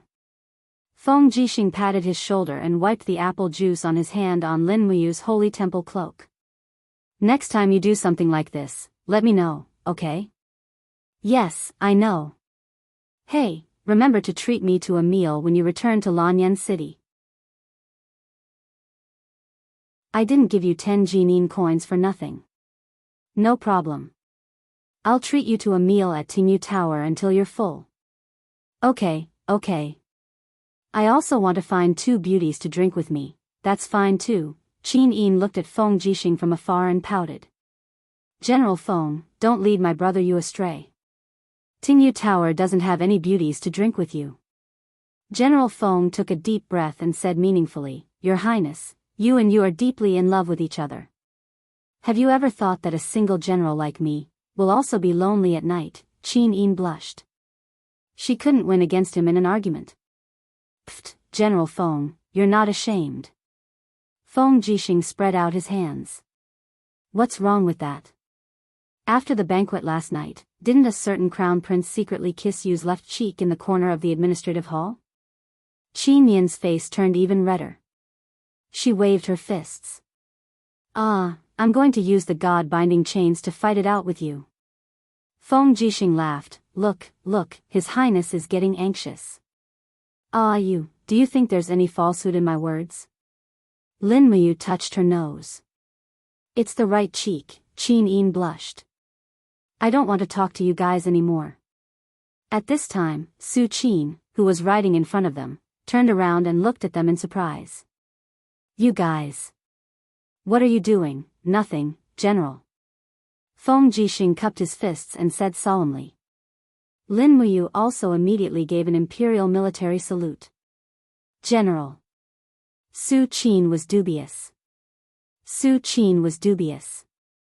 He smiled and said, the top 2 of the 4 heroes of Lanyan are so young. Hee.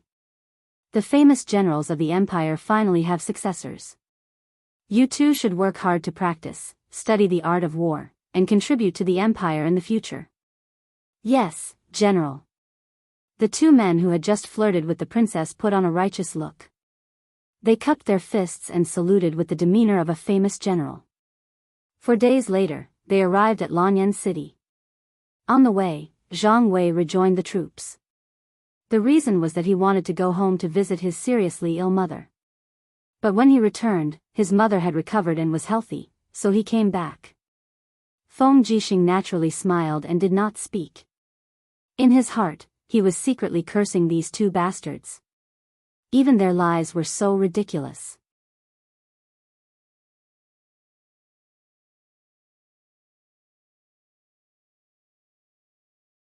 Su Muyun didn't bring many guards with him, only 500 million Uruguayan peso city cavalry guards.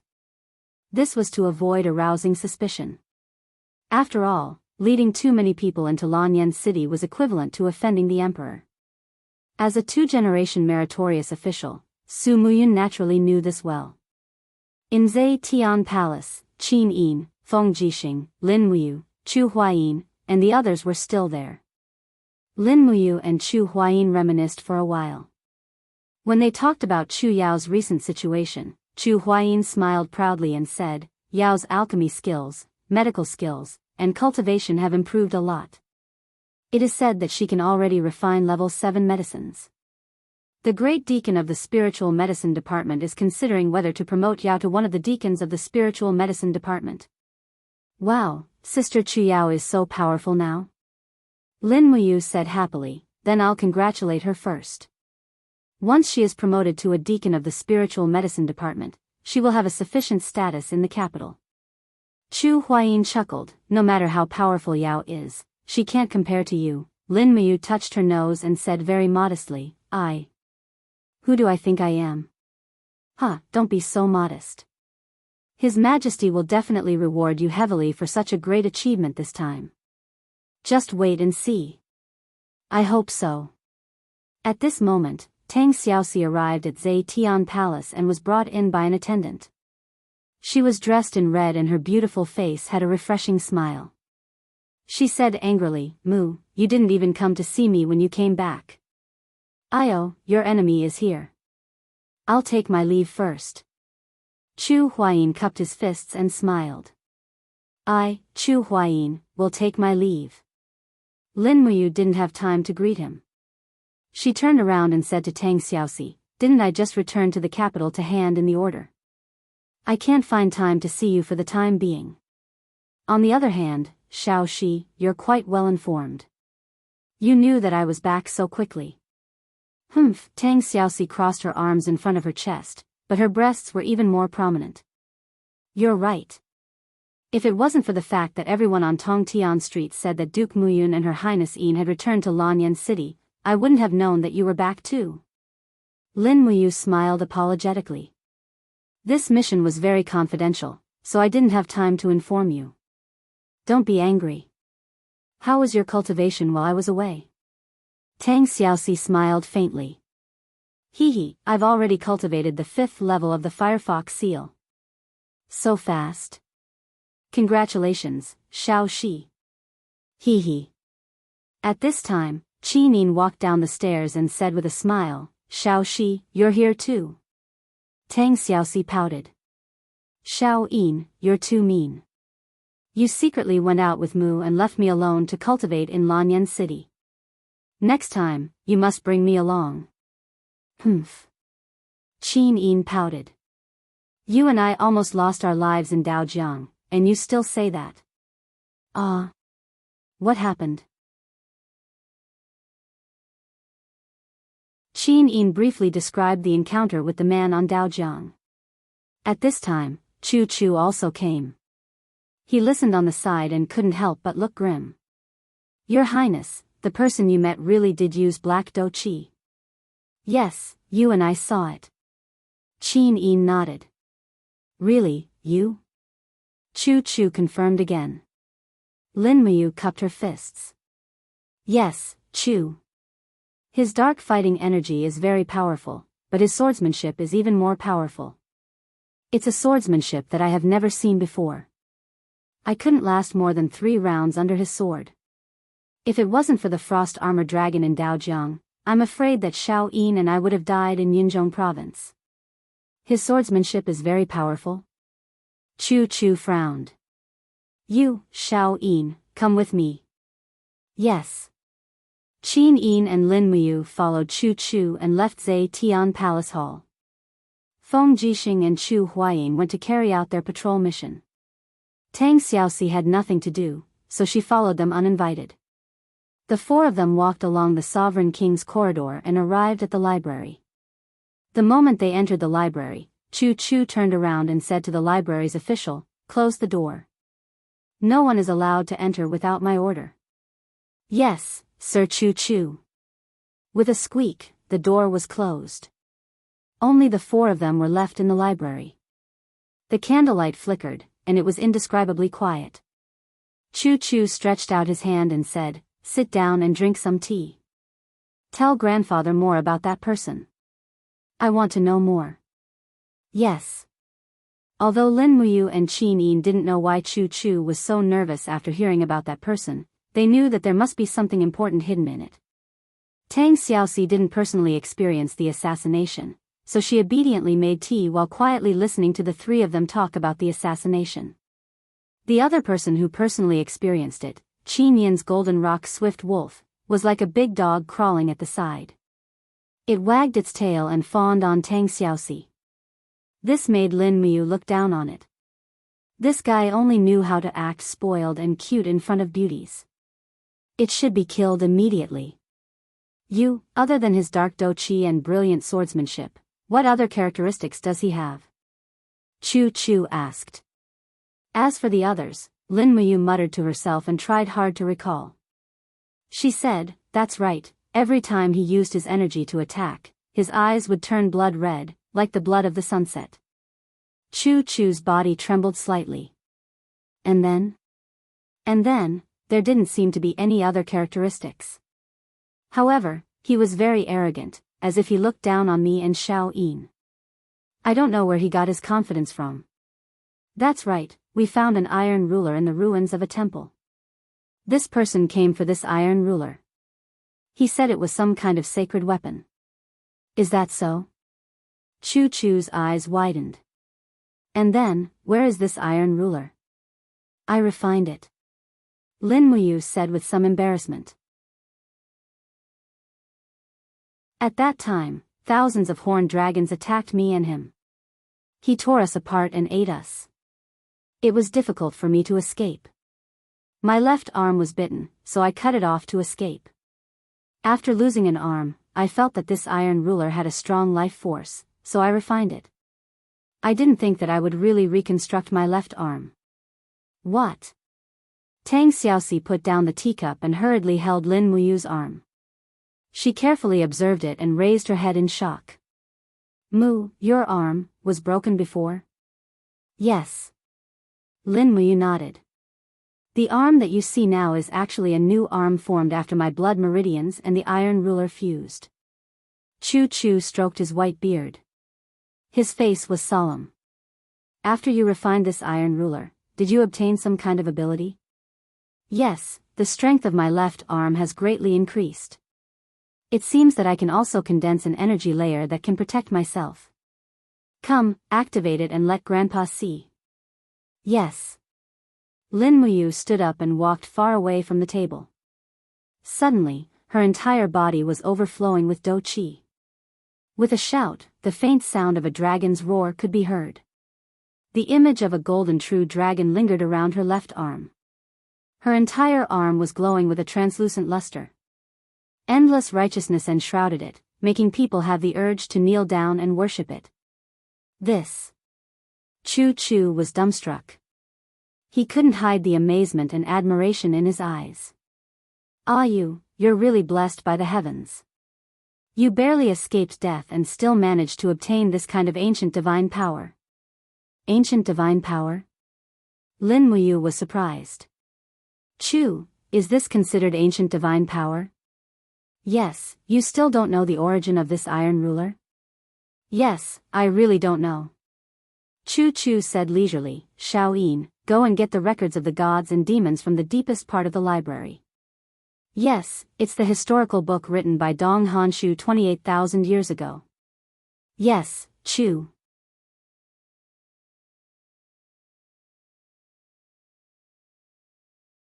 Chapter 244. Qin Yin brought a thick ancient book to the table and handed it to Chu Chu.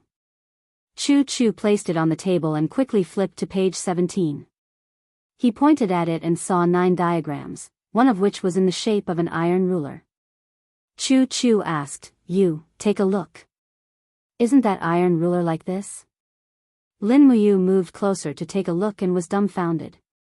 That's it, that's the iron ruler. Unfortunately, apart from the diagrams, Lin Muyu didn't recognize any of the words on the Book of Gods and Demons.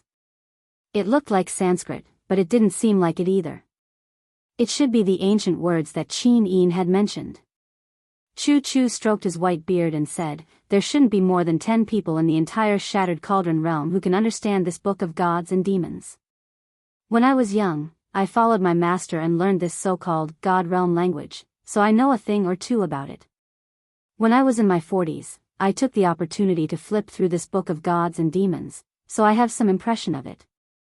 Chu, just tell us where this iron ruler came from. Lin Muyu said anxiously. Chu couldn't help but smile and said, don't be anxious. Let me tell you first. There was a gap in the history of this continent. About 50,000 years ago, it was said that a meteorite fell from the sky and separated the continent. 50,000 years ago, all the civilizations were burned to the ground.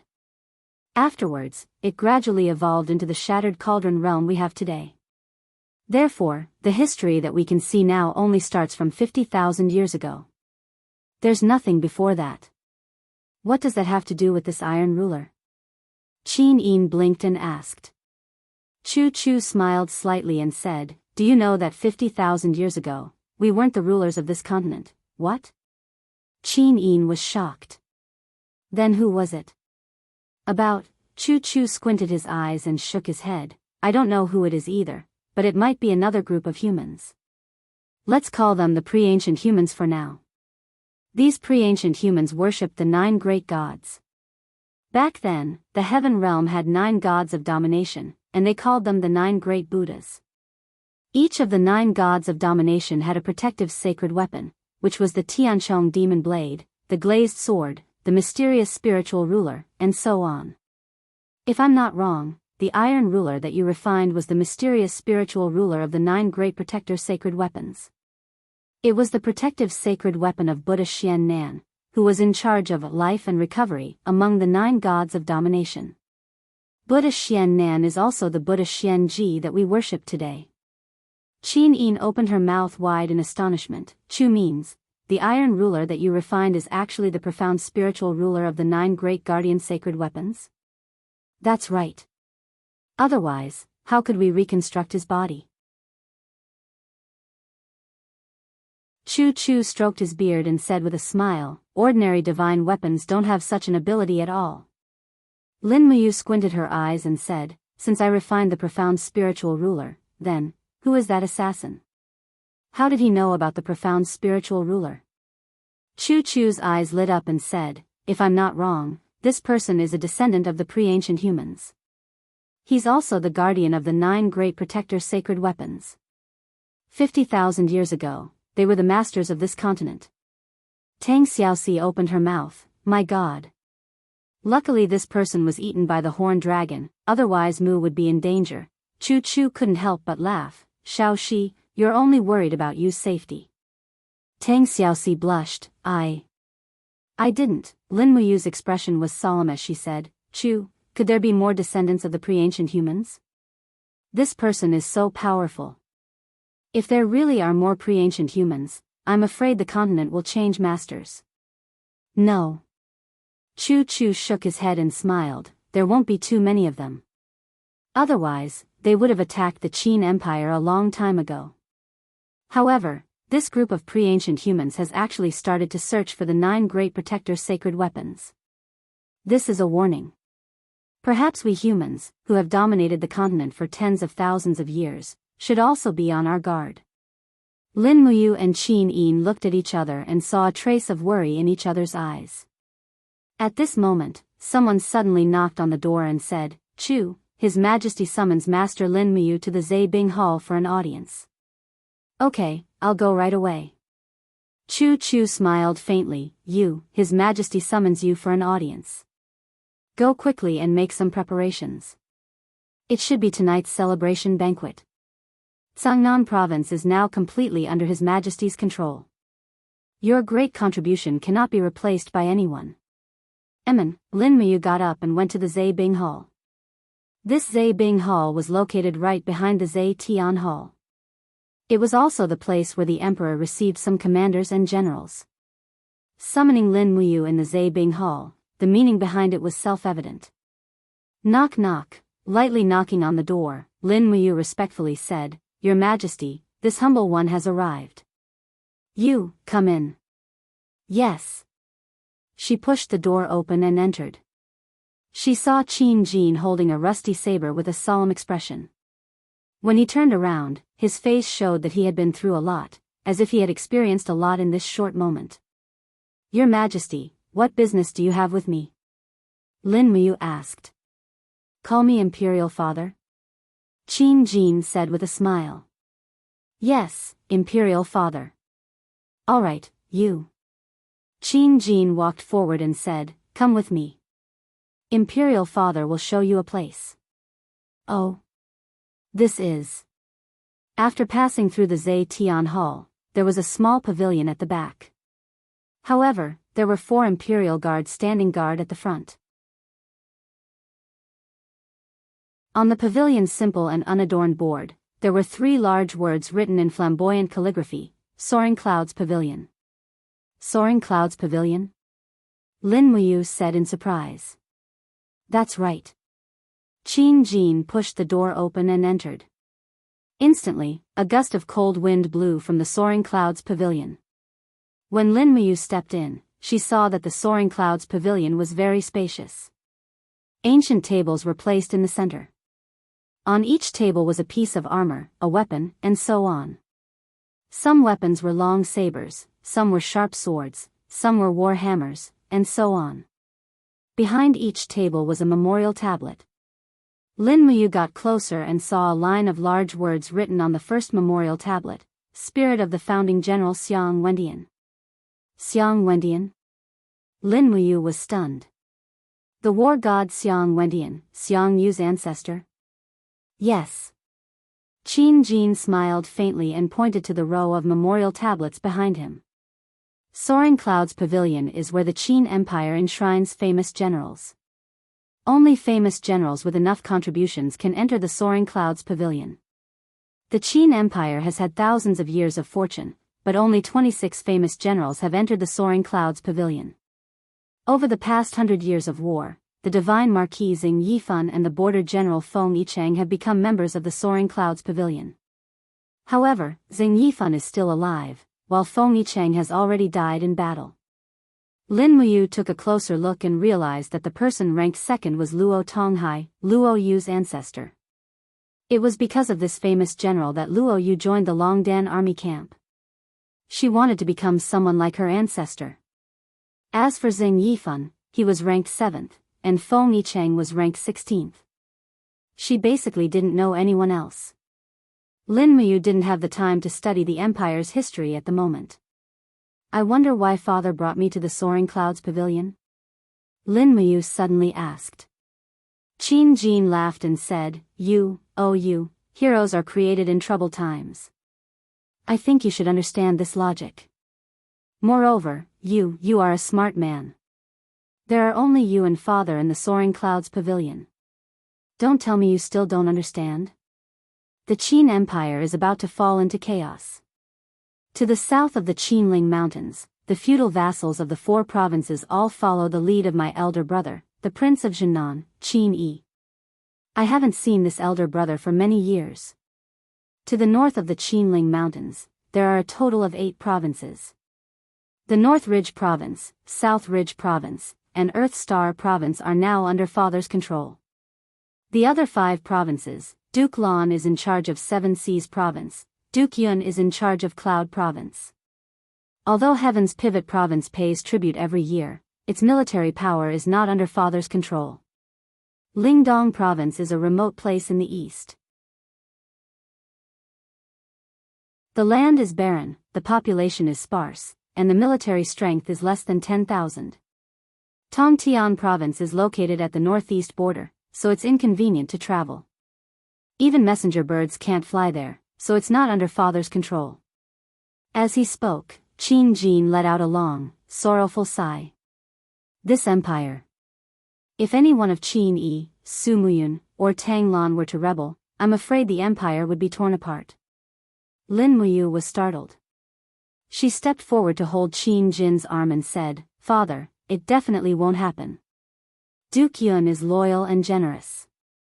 Although his son Su Qin is reckless, he's also loyal to His Majesty. Cloud Province won't rebel, but Duke Lan of 7 Seas Province is Shao Shi's grandfather. Shao Shi and Shao Yin have such a close relationship, so 7 Seas Province won't rebel either. In that case, with more than 600,000 troops loyal to father, I believe that the Prince of Jinan won't launch an invasion, right? Qin Jin smiled. You've seen through it. However, the hearts of men are separated by a layer of skin. Under the temptation of the throne, how many people can maintain their loyalty? Is father worried about Xing Yifan? Xing Yifan? Qin Jin sneered. Xing Yifan is just a dead dog. There's nothing to fear. The person I'm most worried about isn't him. Then. Qin Yi? Or Duke Lan and Duke Yun? Sigh, let's not talk about this anymore. Qin Jin placed a hand on Lin Muyu's shoulder. His eyes were full of deep meaning as he said, Father brought you to Soaring Clouds Pavilion to tell you that one day, Father hopes that Yu's name will appear in Soaring Clouds Pavilion. Father knows that it's his destiny, but time isn't on his side. I'm afraid that you'll be the only one who can accompany Xiao Yin in the future. It won't be easy for Xiao Yin to protect this empire. You, Feng Jixing, Qin Lei, and Chu Huaying are father's hopes. Do you know that? Lin Muyu immediately took a step back. She placed her sword and scabbard on the ground. She knelt on one knee in front of her godfather and said solemnly, Lin Muyu hereby swears that I'll never betray Xiao Yin in this life. A satisfied smile appeared on Qin Jin's face. In that case, father can rest assured. Get up and prepare for tonight's banquet. This is a celebration banquet for you, Su Qin, and Xiao Yin.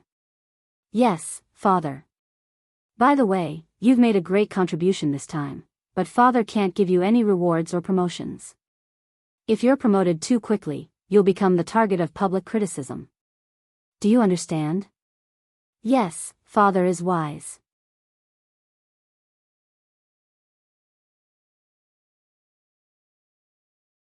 Chapter 245.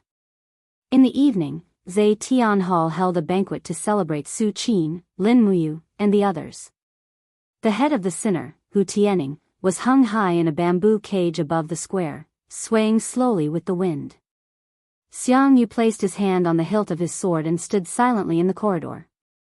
He raised his head and looked at the heads in the square. A murderous intent flashed in his eyes. At the side, deity Marquis Xing Yifan said indifferently, Lord Hu Tianning has been honest all his life, but who would have thought that he would lose his integrity in his old age? Minting coins privately, how foolish, how foolish. Even so, he was still a meritorious minister, but he was killed without even interrogating him. Sigh, this is truly lamentable. Lord Hu Tianning, my condolences. A smile appeared on Xiang Yu's face. The divine Marquis is right. Hu Tianning may be my uncle, but as an important official of the empire, he knowingly broke the law. He brought this upon himself and has no one to blame but me, his nephew, for taking this as a warning. Jin Yifan smiled. It's great that Lord Xiang Yu can think this way. If all the soldiers of the empire could be like Lord Xiang Yu, then the world would be at peace. Xing Yifan's gaze turned cold as he said, however, I also heard that Lord Xiang Yu's mother was also in the Five Valleys city. She was hit by a stray arrow in the chaos that night when they were breaking out of the encirclement. Unfortunately, she passed away. I wonder if this is true. The corner of Xiang Yu's mouth twitched, and he said, yes.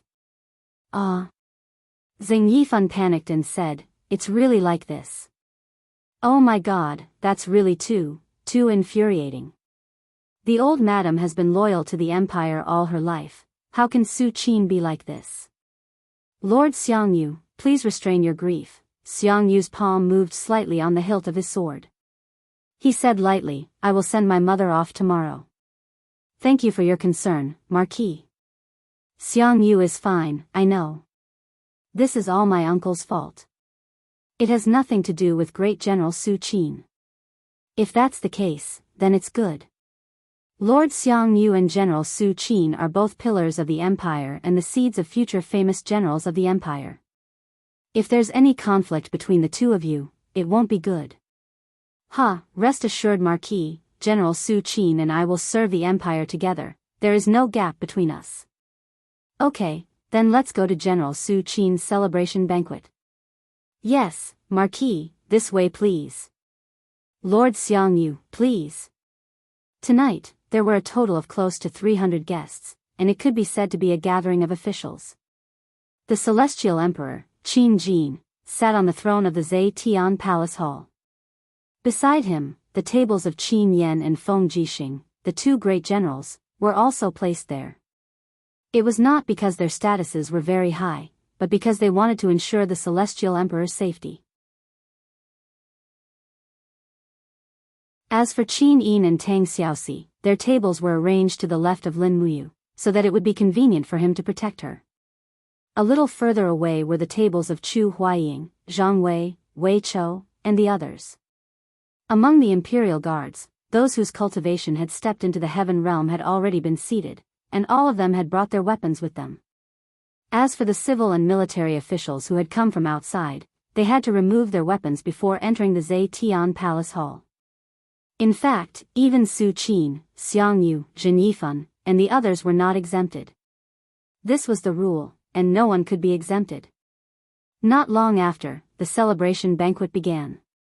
A group of palace maids danced in the center of the hall, and the musicians played a tune. Qin Jin raised his cup with a smile and said, Sangnan provinces Hu Tianing minted coins without permission, and he has long had the intention to rebel.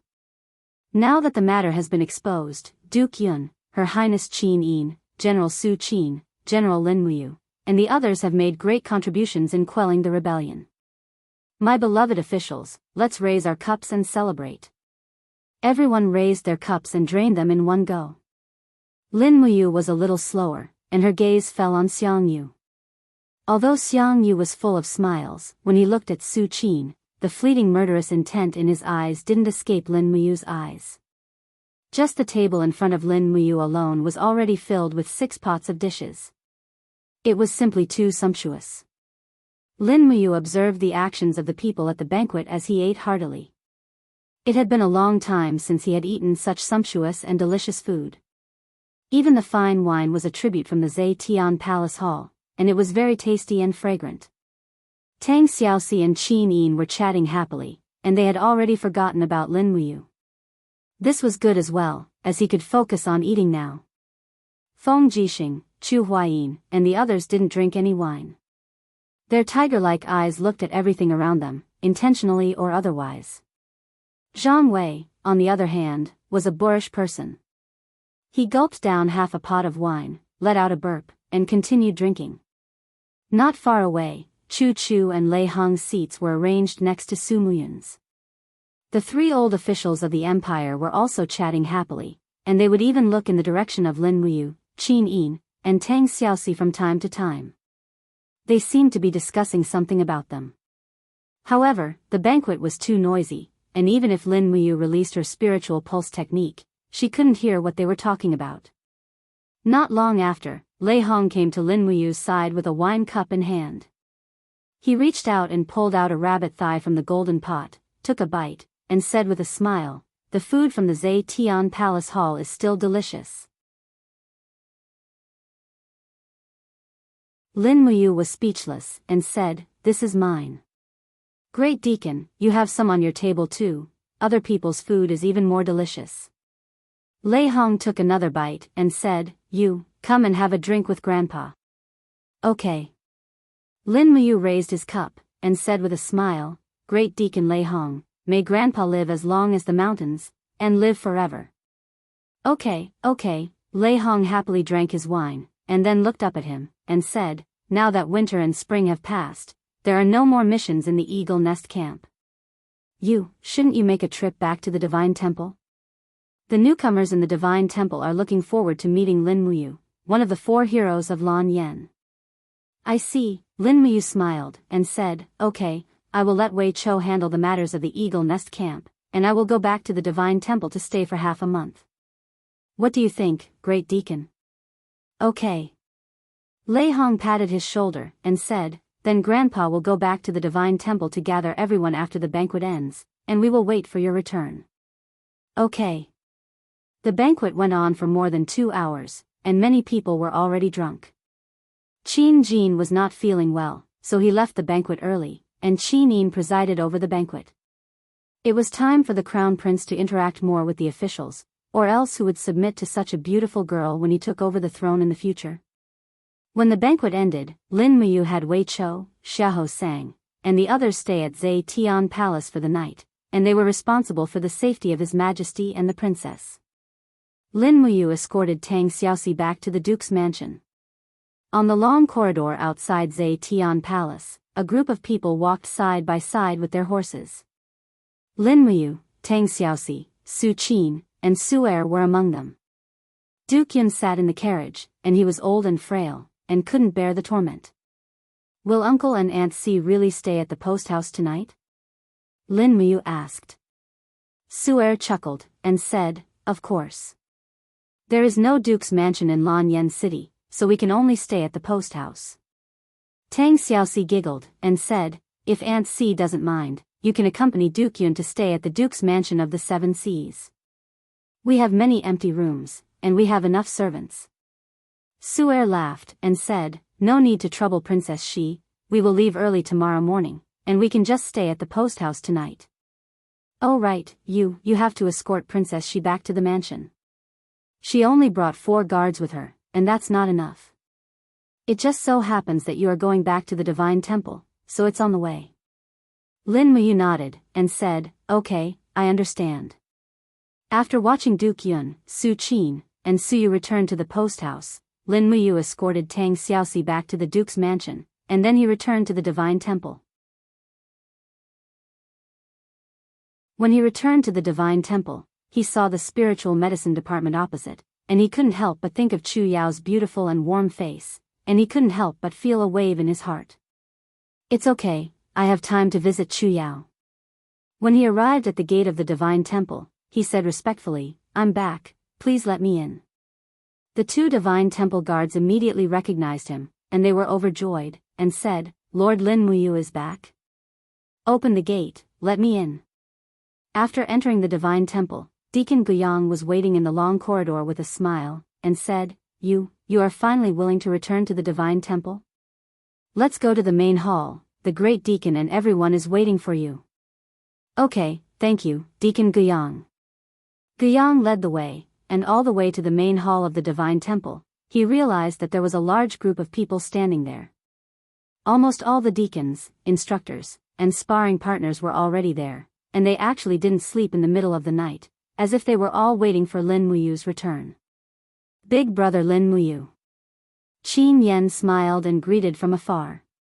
Lin Muyu also smiled and nodded, and then followed Guyang to the direction of Lei Hong.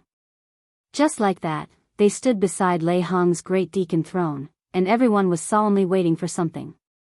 This made Lin Muyu's heart pound, and looking at this atmosphere, it didn't seem like they were welcoming a sparring partner, but more like a ceremony.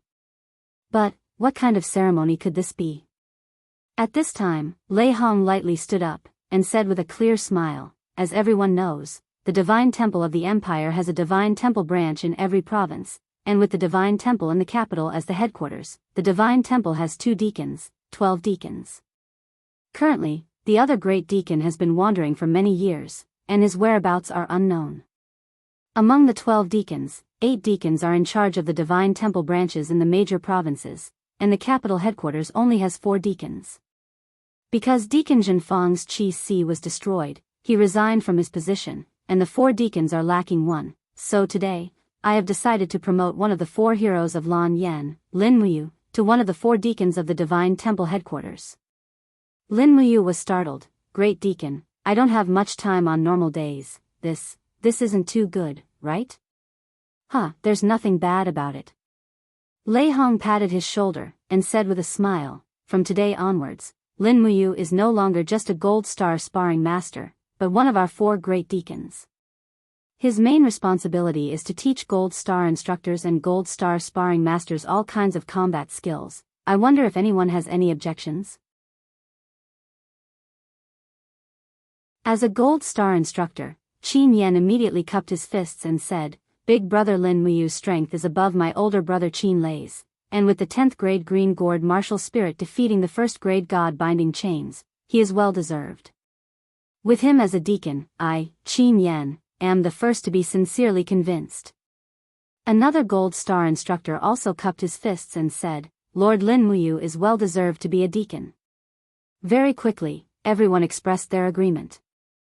Lei Hong turned around and smiled, you see, it's well deserved, you're definitely going to be a deacon. Lin Muyu was extremely helpless, and could only nod his head, all right then, I'll give it a try first. That's right, men, bring Deacon Lin's new armor over. Yes.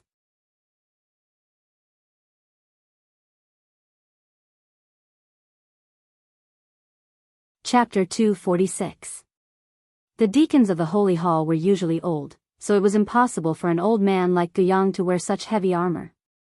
Only young deacons like Lin Muyu and Jin Feng would wear such armor.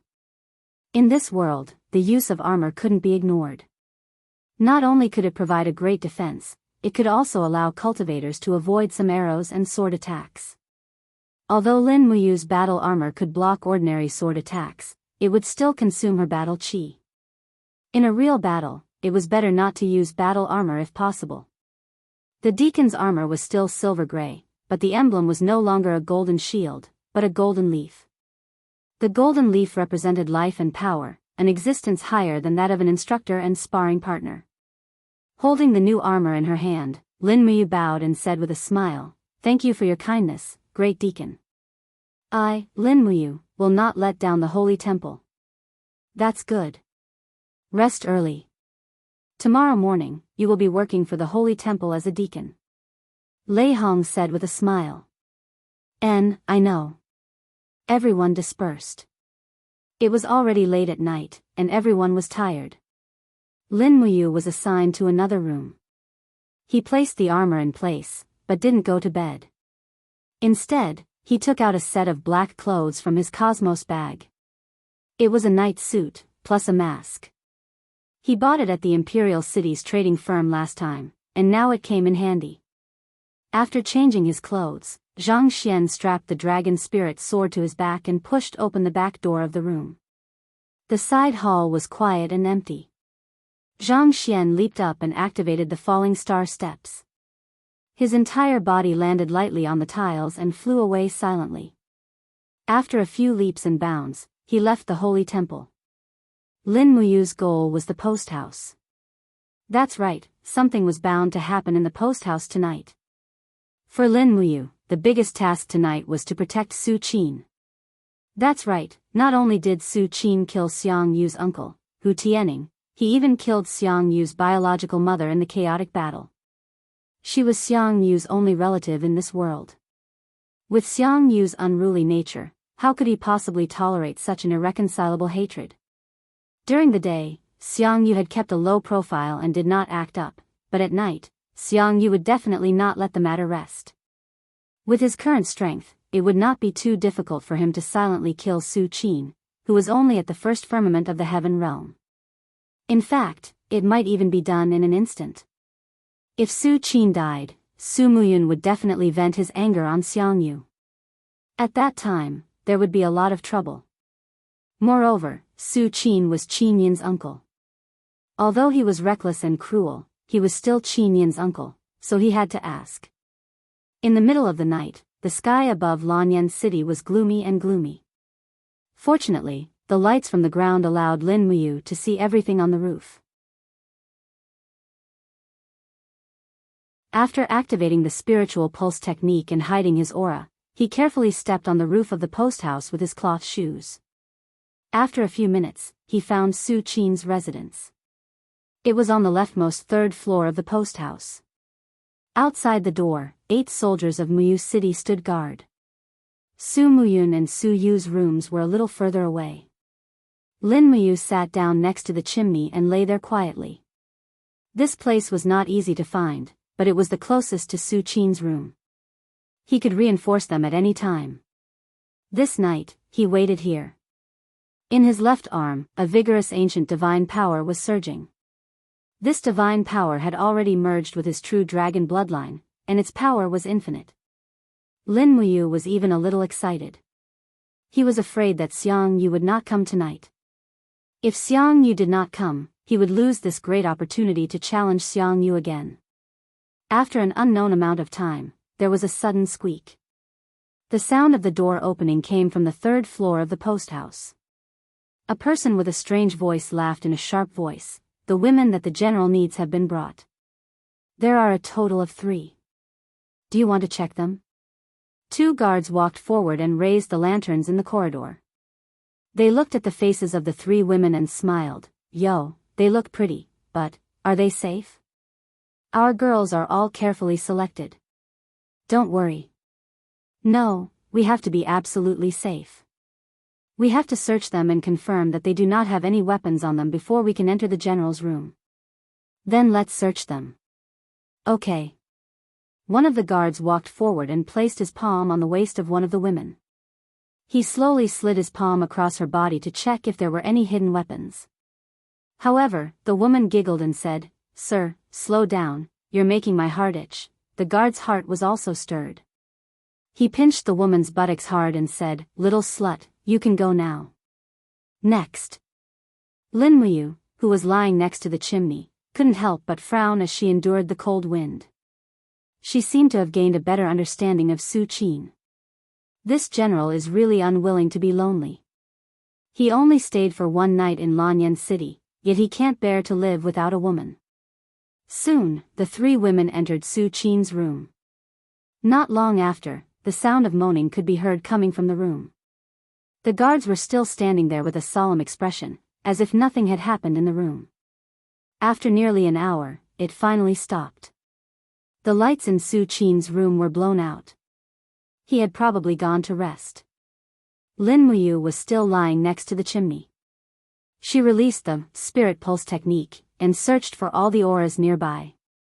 When the sound of snoring came from Su Qin's room, Lin Muyu frowned. She even began to wonder if she had guessed wrong. Would Xiang Yu wait until Su Qin and the others left Lanyan City before making a move? This shouldn't be the case. Once Su Qin left Lanyan City, the thousands of heavy cavalry he left in the dragon-seeking forest would accompany and protect him. At that time, it would be even more difficult for Xiang Yu to assassinate the general first. Just as Lin Muyu's heart was beating like a drum, a tyrannical aura suddenly appeared within the range of the spirit pulse technique. Very strong. Xiang Yu is here. Lin Muyu immediately became alert. She opened her palm and grasped the hilt of the dragon spirit sword. 2 minutes later, a black shadow appeared on the roof in the distance. The newcomer was dressed in a tight outfit and carried a heavy sword in his hand. With a leap, he floated down from the opposite roof to the 3rd floor of the courier hostel. But there were 8 Muyu city cavalry guards in the corridor on the 3rd floor. However, a scene that Lin Muyu did not expect happened. The newcomer shook the blade in his hand, and with a shwa shwa shwa sound, rays of sword light fell down. The 8 Muyu city cavalry guards fell to the corridor almost without a sound, making soft banging sounds. Not good, it's too fast. Lin Muyu turned over and jumped down from the roof. The newcomer had already pushed open the door of Su Qin's room. Without a sound, he raised his sword and slashed at Su Qin. Shwa! The biting cold sword energy swept past, leaving a trail of flames. When Lin Muyu stepped into the room, she saw Su Qin holding the long sword and retreating to a corner of the room. On the bed, 2 maids were hugging the quilt, trembling with fear. The quilt was stained with blood, and one of the maids was lying on the bed. Her head had been cut off by the assassin's sword. Die! The assassin heavily stabbed out with his sword, and with a ding sound, Su Qin's long sword was knocked away. His left fist was wrapped in flames, and it landed heavily on Su Qin's chest. Suddenly, the sound of bones breaking could be heard. Even someone as strong as Su Qin couldn't block a blow from the opponent. This time, Lin Muyu was even more certain that the assassin was Xiang Yu. This, fire cloud art, was his specialty. Pung! With a loud noise, Su Qin was punched through the wall and fell out of the courier hostel like a kite with a broken string. Xiang Yu still wanted to rush down and deliver a blow, but he felt a cold wind behind him. It was the sound of a sword cutting through the air. Xiang Yu suddenly turned around and parried with his two swords. He let out a shout and summoned his martial soul. The flaming stepping fire tiger form lingered around his arms. With a roar, he swept out his sword. The blade was covered with flaming lotuses. It was the first attack of the chaotic 9 strikes, chaotic fire lotus. Lin Muyu quickly moved her left hand, and the golden gourd came out of her body. The wall of the gourd blocked the chaotic fire lotus. Pung! With a loud noise, the two quickly separated and took a few steps back.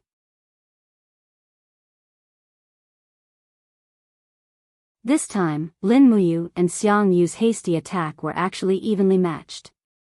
It was not one-sided like before. When the golden gourd came out, Xiang Yu didn't need to think to know who the person in front of him was. Lin Muyu also knew who he was.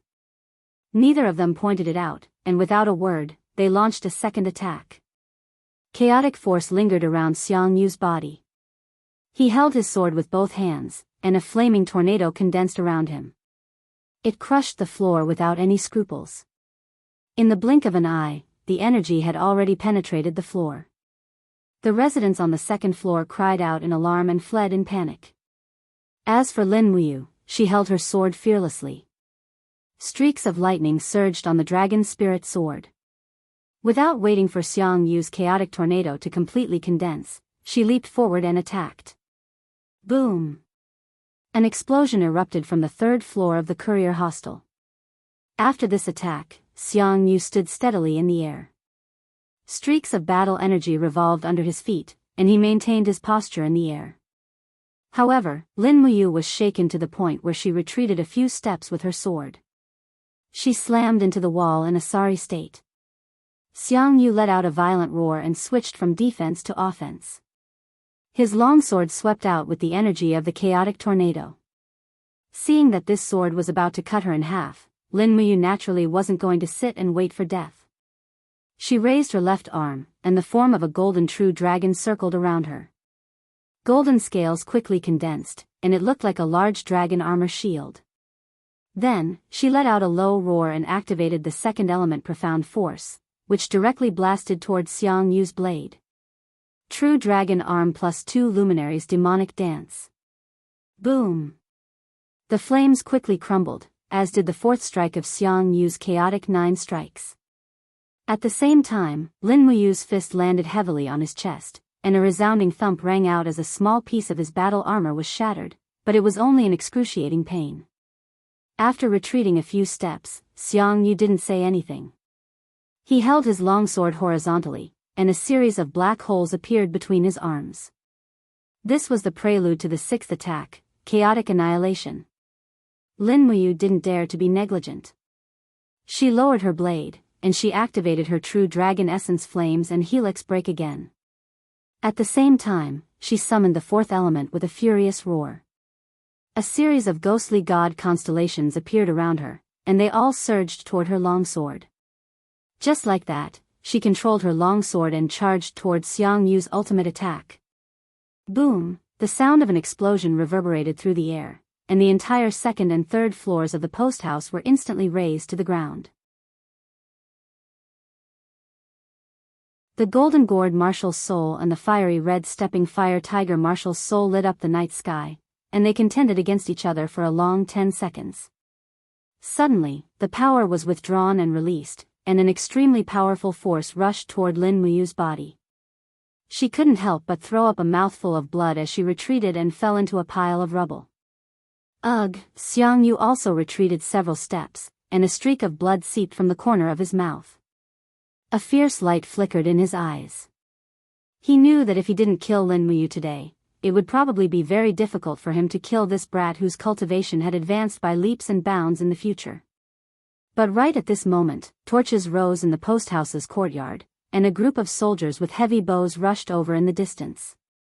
They shouted, "The assassin is here! Kill him!" Whoosh whoosh whoosh, sharp arrows flew everywhere, and Xiang Yu let out an indignant roar before disappearing into the night. Sharp arrows also shot toward the nocturnal Lin Muyu. She didn't summon her martial soul again, and only used her battle armor to block the arrows. She raised her long sword and blasted open the wall behind her. Then, she activated the falling star step and disappeared from everyone's sight at a speed faster than Xiangyu. Su Qin's qi and blood were tumbling in his body. As he ran, he felt a faint uneasiness in his heart. Although Su Qin's life was saved, Xiangyu's current cultivation had probably reached the sanctuary realm. Sure enough, as Chu Chu once said, Xiangyu would become the first powerhouse in hundreds of years to step into the sanctuary realm before the age of 40.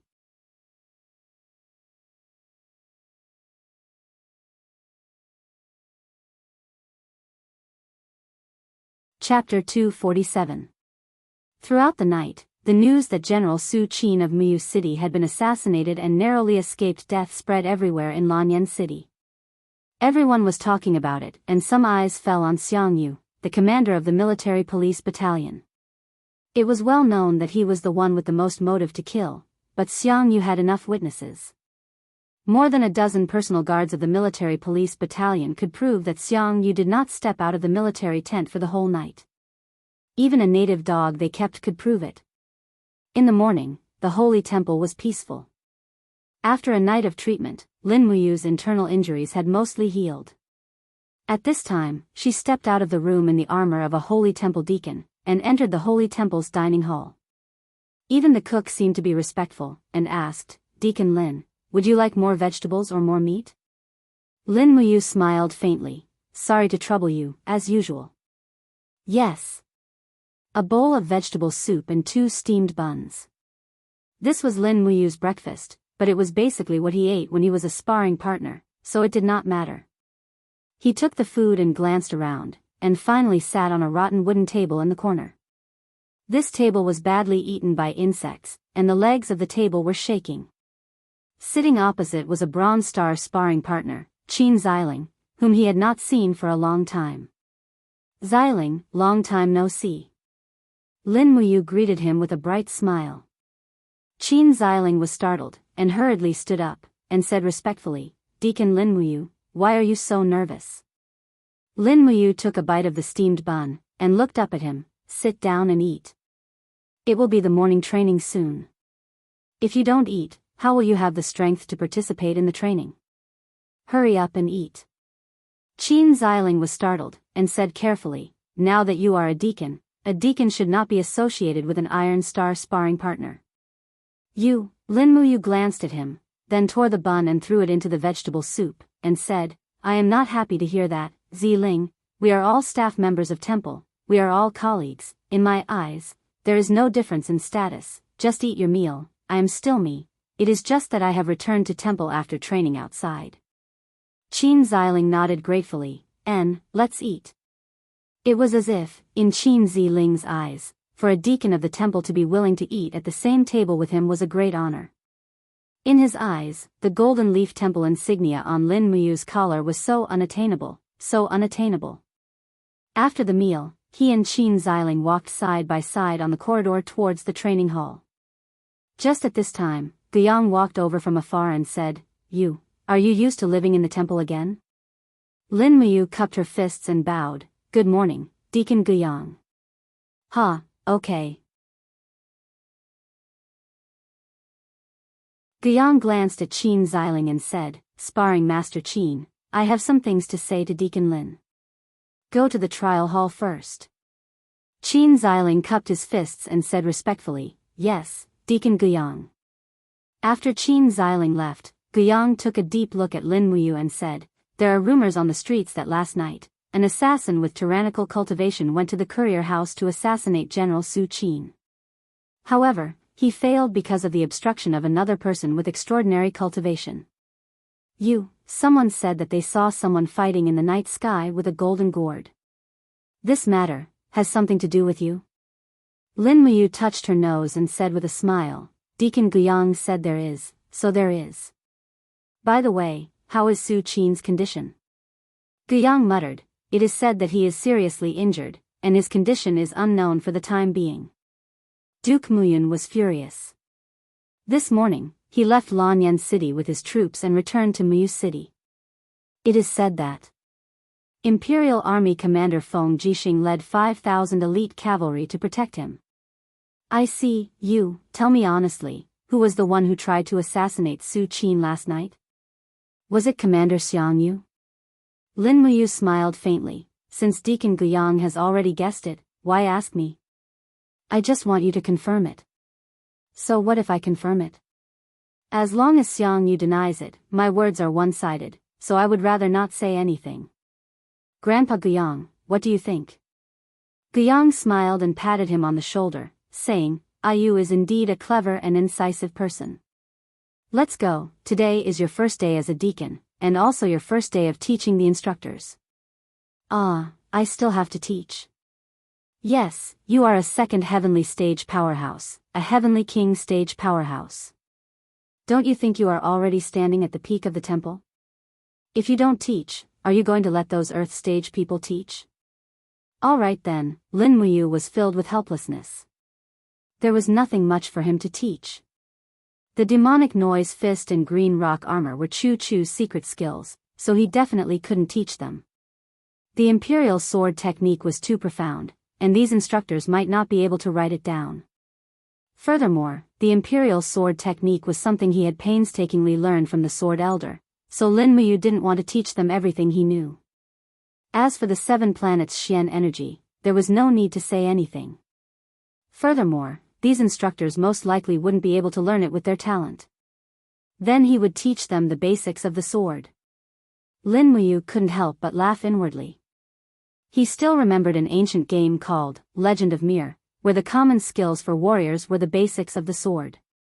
The first skill they had to learn was to increase their accuracy. His own basic sword technique was derived from the Imperial Wind sword technique in actual combat.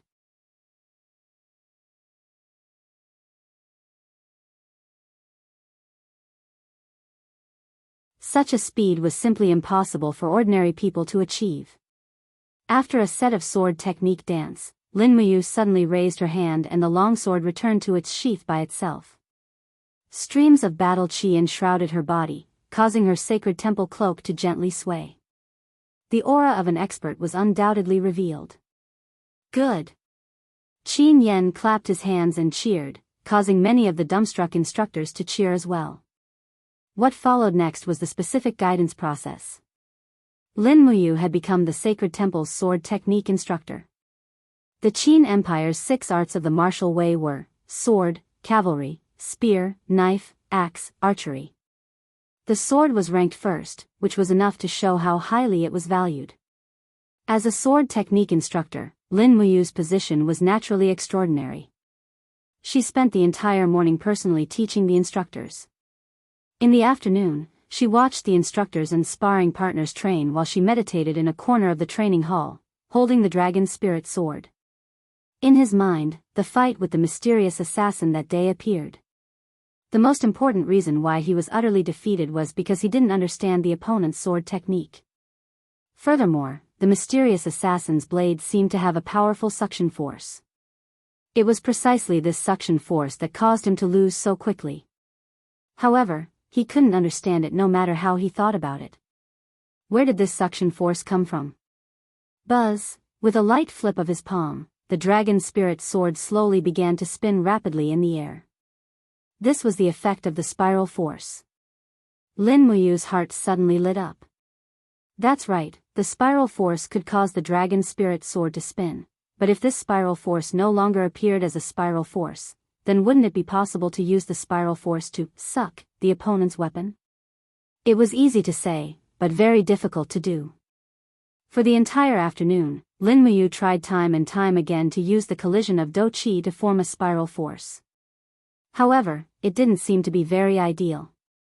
Until after dinner, when he tried to condense 3 spiral forces to break through, the tip of the blade suddenly produced an extremely powerful suction force, actually causing the air to emit a sharp whistling sound. Filled with excitement, he couldn't wait to find his training target, Qin Xiling.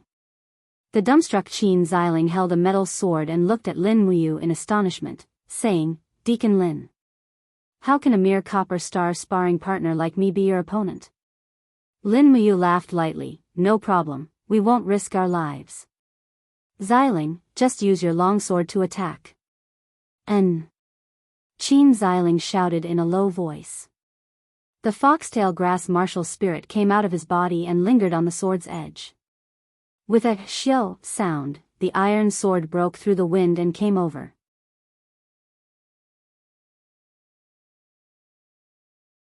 After all, his cultivation was at the third layer of the human realm, so it was still remarkable. However, in Lin Muyu's eyes, this sword was way too slow, as if it was moving in slow motion. This was probably because of the disparity between their cultivation realms, right? The dragon spirit sword let out a light cry. Lin Muyu lightly flipped his wrist, and immediately, 3 invisible spiral forces appeared around the dragon spirit sword. The long sword quickly twisted, and like a dragon twisting around Qin Ziling's iron sword, the spiral forces whistled. When Lin Muyu suddenly pulled back his sword, the sword in Qin Ziling's hand instantly flew out of his hand, and with a dang sound, it pierced into the wall behind him. This, Qin Ziling was dumbstruck. What kind of sorcery is this?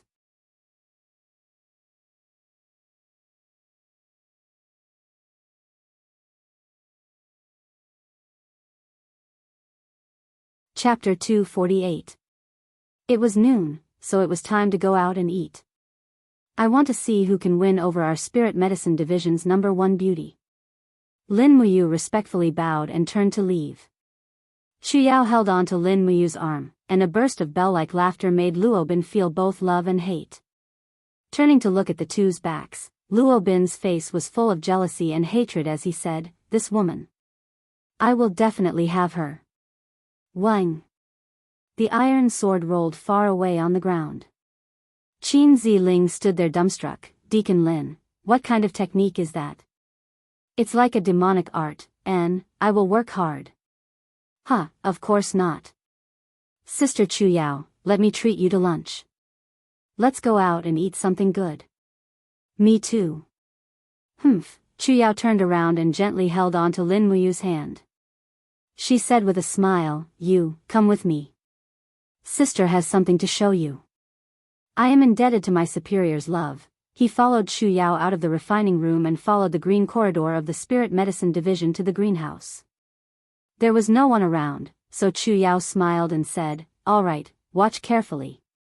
Lin Muyu's left arm suddenly emitted a golden light, and a golden true dragon circled around her arm. Lin Muyu raised her arm and smashed it down. Pung! The pear blossom sword was forcefully pierced into the ground, and the sword didn't even reach the hilt. The energy from Hao Rant's spiral break also dissipated. Lin Muyu was completely dumbfounded.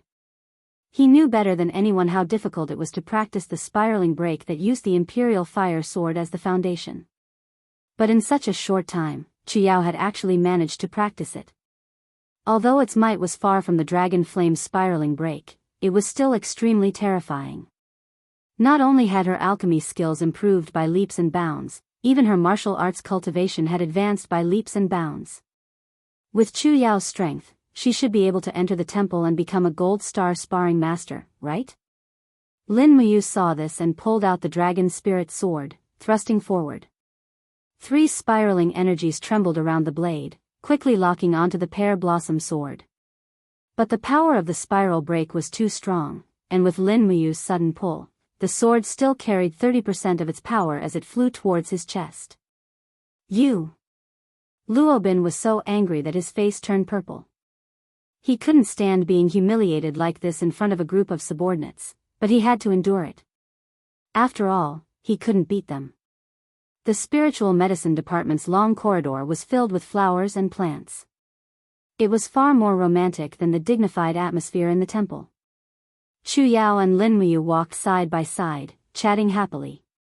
It was as if the entire spiritual medicine department was filled with laughter. Haha. However, the flames were getting stronger and stronger, and the pear blossom sword had reached a point where it had no choice but to attack. Okay. Although Qin Ziling's strength was shallow, he was well versed in martial arts. He had seen techniques that could seize an opponent's weapon, but he had never seen a technique that could seize an opponent's weapon so invisibly. It was as if an invisible hand had forcefully snatched the iron sword from his hand. Lin Muyu smiled confidently. "This is the greenhouse, and it's not good for an attendant of the spiritual medicine department like you to destroy the greenhouse. Aim this attack at me. It's fine, just come at me. At the side, an alchemist said in a low voice, Attendant, lower your voice. Wasn't it painful enough when Chu Huayin beat you last time, you? This time, Qin Xiling didn't stab straight ahead. Instead, he slashed down from above. Luobin smiled. Since you and Lin Muyu aren't lovers, why won't you accept me? Luobin snorted coldly. Humph, I won't go. Chu Yao stuck out her tongue and said with a red face, It's just 3 stone walls. Luobin looked at the two of them strangely and said, Chu Yao, as one of the spiritual medicine department's attendants, you don't know when to stop. Lin Muyu is regarded as the emperor's godson and has close relations with Her Highness Qin Yin. Furthermore, he has a good relationship with Princess Shi. Everyone in Lanyan City is saying that the person Lin Muyu will marry in the future will definitely be Princess Shi, but you are still with him. Are you willing to be the third person? As for the name of this technique, Lin Muyu had already thought of it. She would call it the sword absorption technique. It was very fitting. In the medicine refining room, a group of level 1, 2, and 3 alchemists were refining medicine essence. All of them were sweating profusely. Didn't I come back alive? Lin Muyu smiled brightly. Congratulations, Sister Chu Yao. You've been promoted to an attendant of the spiritual medicine department, yes, yes. Lin Muyu smiled and said, This is a kind of suction force produced by a spiral of energy. If your cultivation rises to this level in the future, I believe you will be able to comprehend it. All right, Xiling, rest early. It's getting late. Chu Yao pouted and said, Didn't you also become an attendant of the temple? When Lin Muyu came within 3 meters of her, Chu Yao, who was concentrating on refining medicine essence, finally discovered his presence. When she turned around and saw Lin Muyu's handsome figure, Chu Yao couldn't help but be stunned. Her pair of beautiful eyes were covered with a layer of mist. In the blink of an eye, she was about to cry. She opened her arms and rushed forward to hug Lin Muyu. Saying this, Chu Yao raised her hand and pulled out the pear blossom sword from her waist. Her beautiful eyes revealed a serious expression. She suddenly opened her hands and the pear blossom sword floated in the air. True Qi transformed into flames that enshrouded her palms. She guided the long sword and in the blink of an eye, a spiral of energy was produced, causing the pear blossom sword to rapidly spin horizontally. No, how could that be? Lin Muyu patted her back and said with a smile, Sister Chu Yao, you are one of the spiritual medicine division's attendants. You can't do this, they will laugh at us. Of course not. Everyone in the capital knows that you are the champion of the sword dueling conference. Don't be so humble. Oh, did Brother Chu Huayin say that? That's because he is too humble. Chu Yao opened her hands and energy instantly exploded out. The pear blossom sword spun at high speed towards Lin Muyu. Lin Muyu couldn't help but laugh, actually, although the spiral is very strong, as long as Sister Chu Yao uses your true qi to guide it in the opposite direction, you can still stabilize the pear blossom sword. Then, all right. Qin Xiling muttered to himself and said, I feel that Attendant Lin's blade has an extremely vast and invisible suction force. It makes it impossible for me to hold my own sword. It's really strange. Lin Muyu pulled out the pear blossom sword from the ground and handed it to Chu Yao. She said with a smile, It seems that you must have destroyed a lot of things while practicing the spiral. In the distance, Chu Yao's graceful figure was in a corner of the refinement room. She was opening her hands and her fingers were like butterflies flying as she refined the medicinal essence of a grade 7 medicinal herb. As expected, that God of Medicine canon was indeed a wondrous book. It actually allowed Chu Yao to rapidly grow into a genuine medicine saint in such a short period of time. What Chu Feng's grandfather couldn't do had now been accomplished by Chu Yao. Chu Yao slowly left his embrace. Her beautiful eyes were filled with tears as she said, Did you know? When you went to Twilight Rain City, I dreamed of you for several consecutive nights. All of them were nightmares. I dreamt of you being torn apart by powerful enemies. I was so worried. Oh, which one of your superiors is in love with you? Early in the morning, the sun was shining brightly. Lin Muyu, dressed in her temple armor, smoothly entered the Spirit Medicine Division. Along the way, the people of the Spirit Medicine Division looked at her with reverent gazes. The status of a temple attendant was much more honorable than that of a Spirit Medicine Division's attendant. Although the Empire attached great importance to the Spirit Medicine Division, it was clearly not as important as the temple. Lin Muyu couldn't help but laugh heartily. She walked up and patted Qin Xiling's shoulder, asking, "Xiling, how did it feel when your sword was snatched away?" Clang! Chu Yao's face alternated between red and white. She glared at him and said, "Luo Bin, don't speak nonsense. You and I are like siblings. It's not the kind of relationship you think." Qin Xiling leapt forward and stepped on the stone wall with two pa-pa sounds. He pulled out the sword nailed into the wall and said, "Careful, Attendant Lin, I'm coming again." "What, you don't look happy. Do you want to try again?" With a glance, the golden badge on Chu Yao's neck made Lin Muyu's eyes light up. It was also a golden leaf, but it was slightly longer. So the Temple and Spirit Medicine Division's attendant badges had the same effect. Chu Yao laughed, "Because I don't like you." "I was just saying, why are you so serious?" Walking side by side with Qin Ziling along the corridors of the Holy Temple, Lin Muyu was thinking in her heart that her technique of generating the suction force of the 3 spirals of Qi Jin was still incomparable to the suction force of that mysterious assassin. She still needed to practice it well and upgrade it to be able to achieve an unexpected result when fighting with experts of the same level as her. On the second day, there was no need for lessons. Since the attendant on duty was Guyang, Lin Muyu had some free time. It was time to visit Chu Yao in the Spirit Medicine Division. Oh. Around the corner, she saw another group of people. 7 or 8 alchemists were surrounding one person. That person looked very familiar. It was Luo Bin, who had been injured by Lin Muyu. He was one of the attendants in the Spirit Medicine Division and was also the son of Minister Luo Xing. He was a popular figure in Lanyan City. Unfortunately, after Lin Muyu became one of the 4 heroes of Lanyan, Luo Bin paled in comparison. "Then let's go." Chu Yao walked forward and held Lin Muyu's arm. She said with a smile, "Yu's cultivation is getting more and more profound." No wonder brother said that Yu's cultivation is already above his. Therefore, in the courtyard where Chu Yao lived, Lin Muyu once again gave her some pointers on martial arts cultivation. Chu Yao was talented to begin with. Now, with the guidance of 2 masters, Lin Muyu and Chu Huaying, her cultivation was naturally twice the result with half the effort. Lin Muyu's body spun, her dou qi enshrouding the edge of her sword. 3 invisible spiraling forces once again appeared on the long sword, parrying Qin Ziling's iron sword in the air. Taking advantage of the momentum, she once again forcefully snatched away the iron sword with a mighty suction force. Good. As the general of the south, Lin Muyu had been in the court for a long time. She naturally knew that petty people should not be offended. It was best not to provoke Minister Luo Xing. She cupped her hands and smiled, "Attendant Luo Bin, I'm going out to eat with my sister. Do you want to go with us?"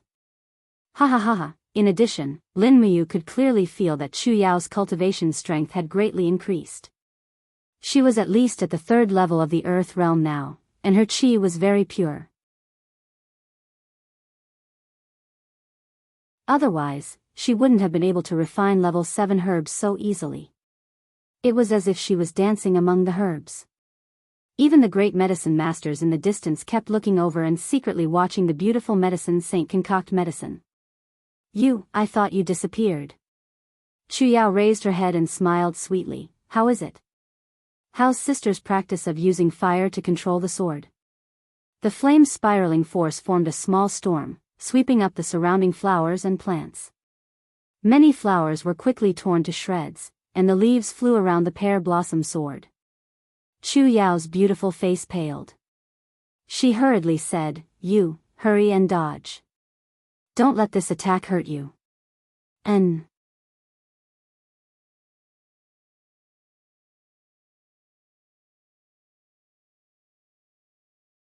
Chapter 249. Lin Muyu was a practical person. Since they were out for a meal, they had to eat meat.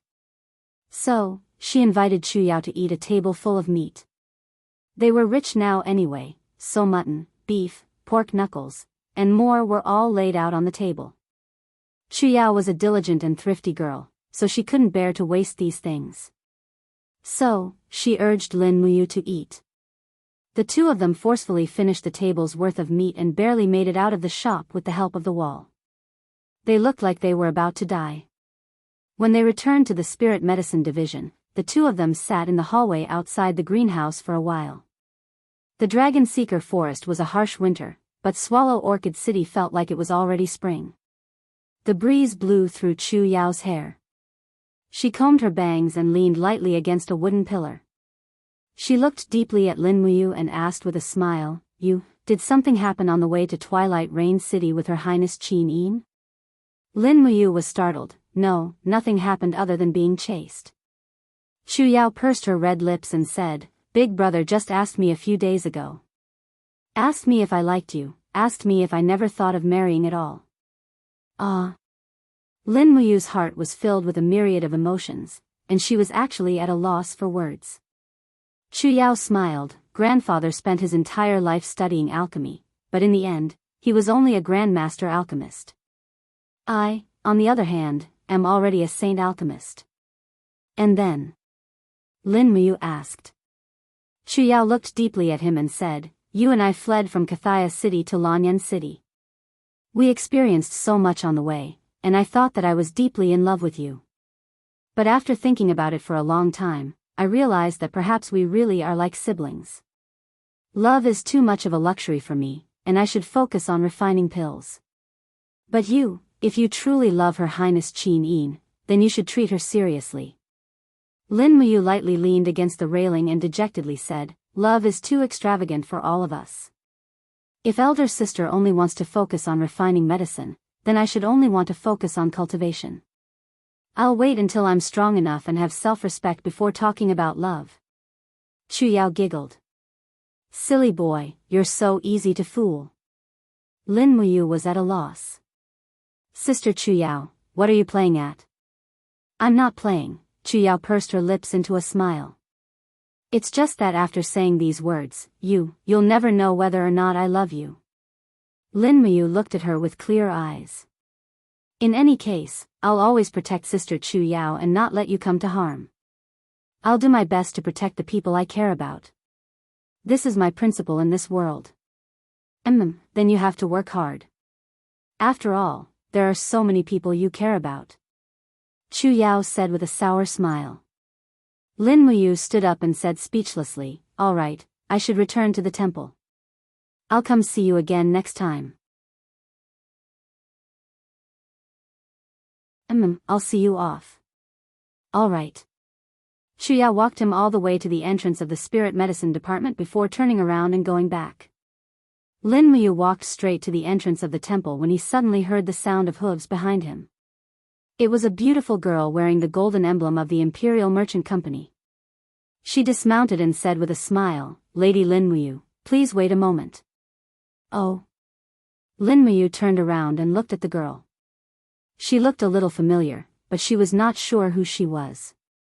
She asked, Miss, do we know each other? Lady Lin Muyu doesn't remember me anymore. The girl smiled and tilted her head to look at Lin Muyu. Have you forgotten me from the last auction? I'm the host of the auction. Panzyridium, do you remember me? Panzyridium, Lin Muyu was slightly stunned. She cupped her fists and said respectfully, Oh, it's Panzyridium, the daughter of Pan Dingtian, the leader of the Imperial Merchant Company. My apologies for not recognizing you. You're too polite. Panzyridium walked forward and took out a golden invitation card. She smiled and said, I'm here for this. Tomorrow morning, the Imperial Merchant Company's auction house will be selling a batch of baby beasts and some pet eggs. Most of these baby beasts are hunted from the jungles of Lingnan. If they're tamed, they can become good pets. If Lady Lin Muyu is interested, please come. We'll invite all the diamond card customers. Lin Muyu took the invitation card and nodded with a smile. All right, I'll go. Thank you for making this trip personally, Lady Pan Zyridium. You're welcome. I'll head back now. The Imperial Merchant Company welcomes you tomorrow, lady. Okay. Lin Muyu put the invitation card into her chinkuan bag. She was full of ambition. She did not manage to obtain a satisfactory pet with her animal taming skill in the dragon-seeking forest. Would this Imperial Merchant Company's auction be an opportunity? However, those baby beasts' souls should be relatively weak. She probably could not tame them with her powerful soul. Thinking of this, she could not help but sigh. Forget it. She would go and take a look tomorrow. Actually, there were quite a number of people in Lanyan City who had pets. But most of them were baby beasts that were only a few decades old. They were not strong in battle and were treated like dogs. People like the pale crane who could tame a 10,000-year-old dragon snake were more ferocious. However, he still died in the hands of Chu Chu in the end. The next day, he woke up early in the morning. Today, he was on duty as a deacon. But after announcing the matches of the trial, he left the temple. Compared to him, the baby beasts were more important. By the time Lin Muyu arrived at the Chamber of Commerce in the Imperial City, there was already a sea of people there. Countless young masters dressed in luxurious clothing had gathered together. To them, the existence of the cubs was like crickets, a form of entertainment. Of course, it was very different for Lin Muyu. The cubs were his companions, they must be able to fight side by side with him. He did not need a pet. Big brother Yu. In the crowd, Jin Xiaotang had already recognized Lin Muyu. She immediately walked over and pulled his hand. She smiled and said, I've already booked a good seat for you. Come with me. Oh, Jin Xiaotang pulled him into the crowd and finally sat down in the first row. It was indeed a VIP seat. They could see everything clearly. Jin Xiaotang did not seem to have anything important to do. She sat beside Lin Muyu and said with a smile, Big brother Yu, do you want a pet? I'll take a look first. Oh, then after the auction, is it convenient for you to refine another 100 bottles of Dream of the Extreme? I knew it.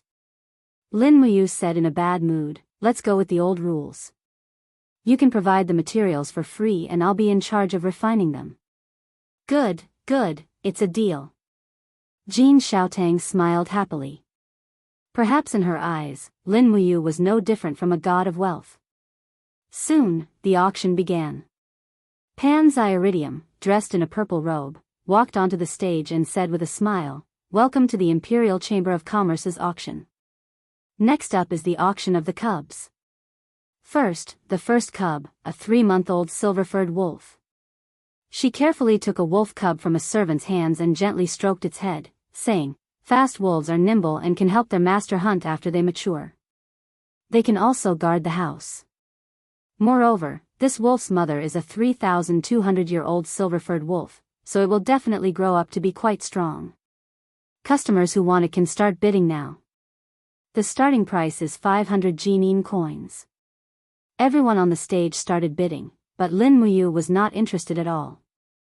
Even the snow leopard could not withstand her soul, so buying this wolf cub would only be sending it to its death. In the end, the silver-furred wolf was sold for 1,200 Jinin coins. The young masters of the Imperial City were indeed rich. After that, another dozen or so spirit beasts were auctioned off. Most of them were beast cubs that were less than 3 years old, ranging from wolves to dragon snakes. Lin Muyu couldn't help but sigh. The people of the Imperial City even dared to raise the cubs of fierce beasts like dragons and snakes. They really didn't care about their lives. It was a pity that these people didn't know how to tame beasts. At most, they could raise these spirit beasts like raising dogs, but they couldn't bring out the true power of the spirit beasts. In the blink of an eye, 2 hours had passed and the spirit beast cubs were all sold out. Pan Zyridium swayed her hips as she walked onto the stage and continued to smile. Next, this little girl will introduce the eggs of our Ling Nan spirit beasts. Here, the first one is an earth lizard egg. She pointed at a giant egg on the stage and said, "The egg is a pinkish white, which means it's about to hatch. As long as the temperature is high enough, a fierce and cute earth lizard will hatch. Customers who want it, please start bidding. The starting price is 200 genine coins." It was obvious that eggs were not as expensive as beast cubs. Lin Muyu continued to wait patiently as she used the spirit pulse technique to feel the strength of the spirit beasts inside the eggs. However, she found that each one was weaker than the last and couldn't be used at all. After selling a dozen or so spirit beast eggs, Panxyridium finally smiled and said, "Now it's time for our finale. Men, bring out the sacred object." A brawny man walked up with a black spirit beast egg that was about half a meter in diameter in his arms. He placed the egg on the table and announced with a smile, "This is a spirit beast egg that we found in the volcanic mountain range of Linkong province in the southern ridge. It's not cooked even after being roasted at high temperature. There are dragon patterns on the shell, so our appraiser has concluded that this is a spirit beast egg of the dragon family. At the very least, it's an infant of the umbrella dragon level, and it has a high chance of hatching it. This is a once-in-a-blue-moon opportunity. Customers who want it, please bid. The starting price is 10,000 genine coins." The crowd immediately burst into an uproar. A man dressed in luxurious clothes immediately said with a smile, "Miss Panxyridium, even a burnt egg like this costs 10,000 genine coins. Does the Imperial Capital Chamber of Commerce have nothing better to offer?" Panxyridium blushed but did not respond. However, Lin Muyu frowned. Under the spirit pulse technique, she could actually sense an extremely strong soul fluctuation coming from the eggshell. The strength of the soul was extremely strong. The voice of the seven luminaries demon emperor came from Hi, Lin Ruoji. "This is a Spinosaurus that's about to hatch. Buy it. With your psychic ability, you'll definitely be able to hatch it." "Is that so?" Lin Muyu did not care about being called Lin Ruoji anymore. She raised her hand and calmly said, 20,000 genine coins.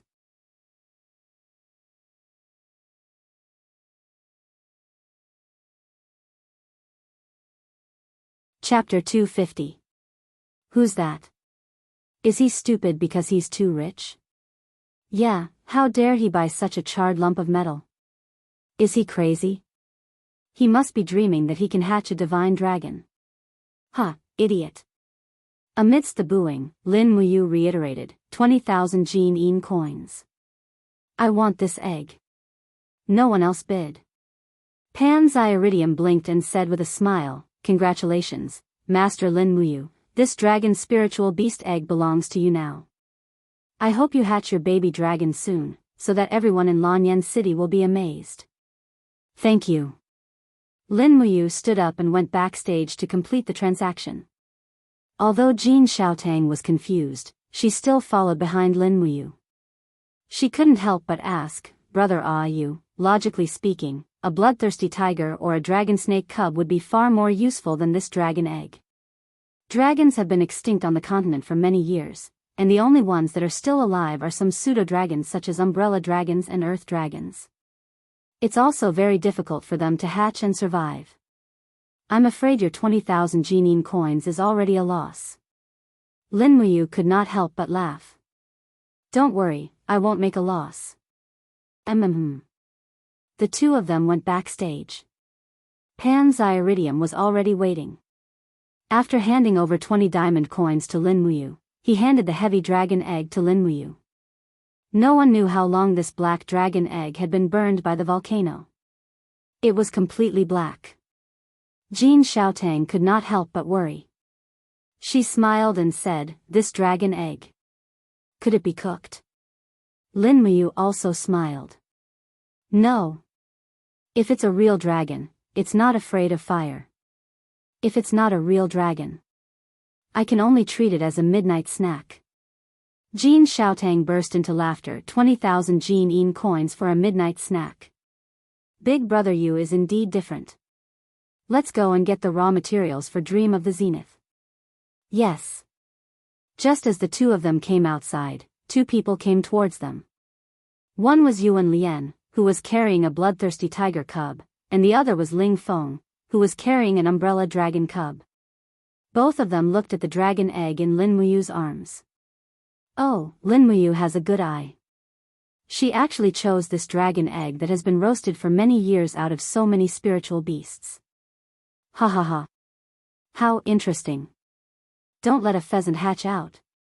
Yuan Lian laughed heartily as he spoke. Lin Muyu raised her eyebrows and said, even if it hatches a pheasant, it can still kill that bloodthirsty tiger of yours. Bullshit. Yuan Lian sneered, you think you can kill the bloodthirsty tiger with that egg? Lin Muyu, do you have the guts to bet with me? Oh, what bet? 1 month from now, use the thing hatched from your egg to fight my bloodthirsty tiger. The wager is 10,000 Jin coins. What do you think? That's too little. How about 50,000 Jin coins? Alright, I'll bet with you. Miss Xiaotang will be the witness. Yuan Lian laughed confidently. Jin Xiaotang nodded. Alright, 1 month from now, Xiaotang will wait for the two of you to have a pet fight at this place. Alright. Yuan Lian looked at Lin Muyu with a trace of jealousy. He smiled and said, Godson, you're going to lose for sure this time. Prepare 50,000 Jin coins. Hee, if you really don't have any money, go ask your godfather for more. However, Lin Muyu laughed heartily. There was undisguised disdain in her eyes as she turned around and followed Jin Xiaotang to the medicine store. She never looked back at Yuan Lian again. Yuan Lian's face was ashen. He lowered his voice and said, bullshit godson of the emperor.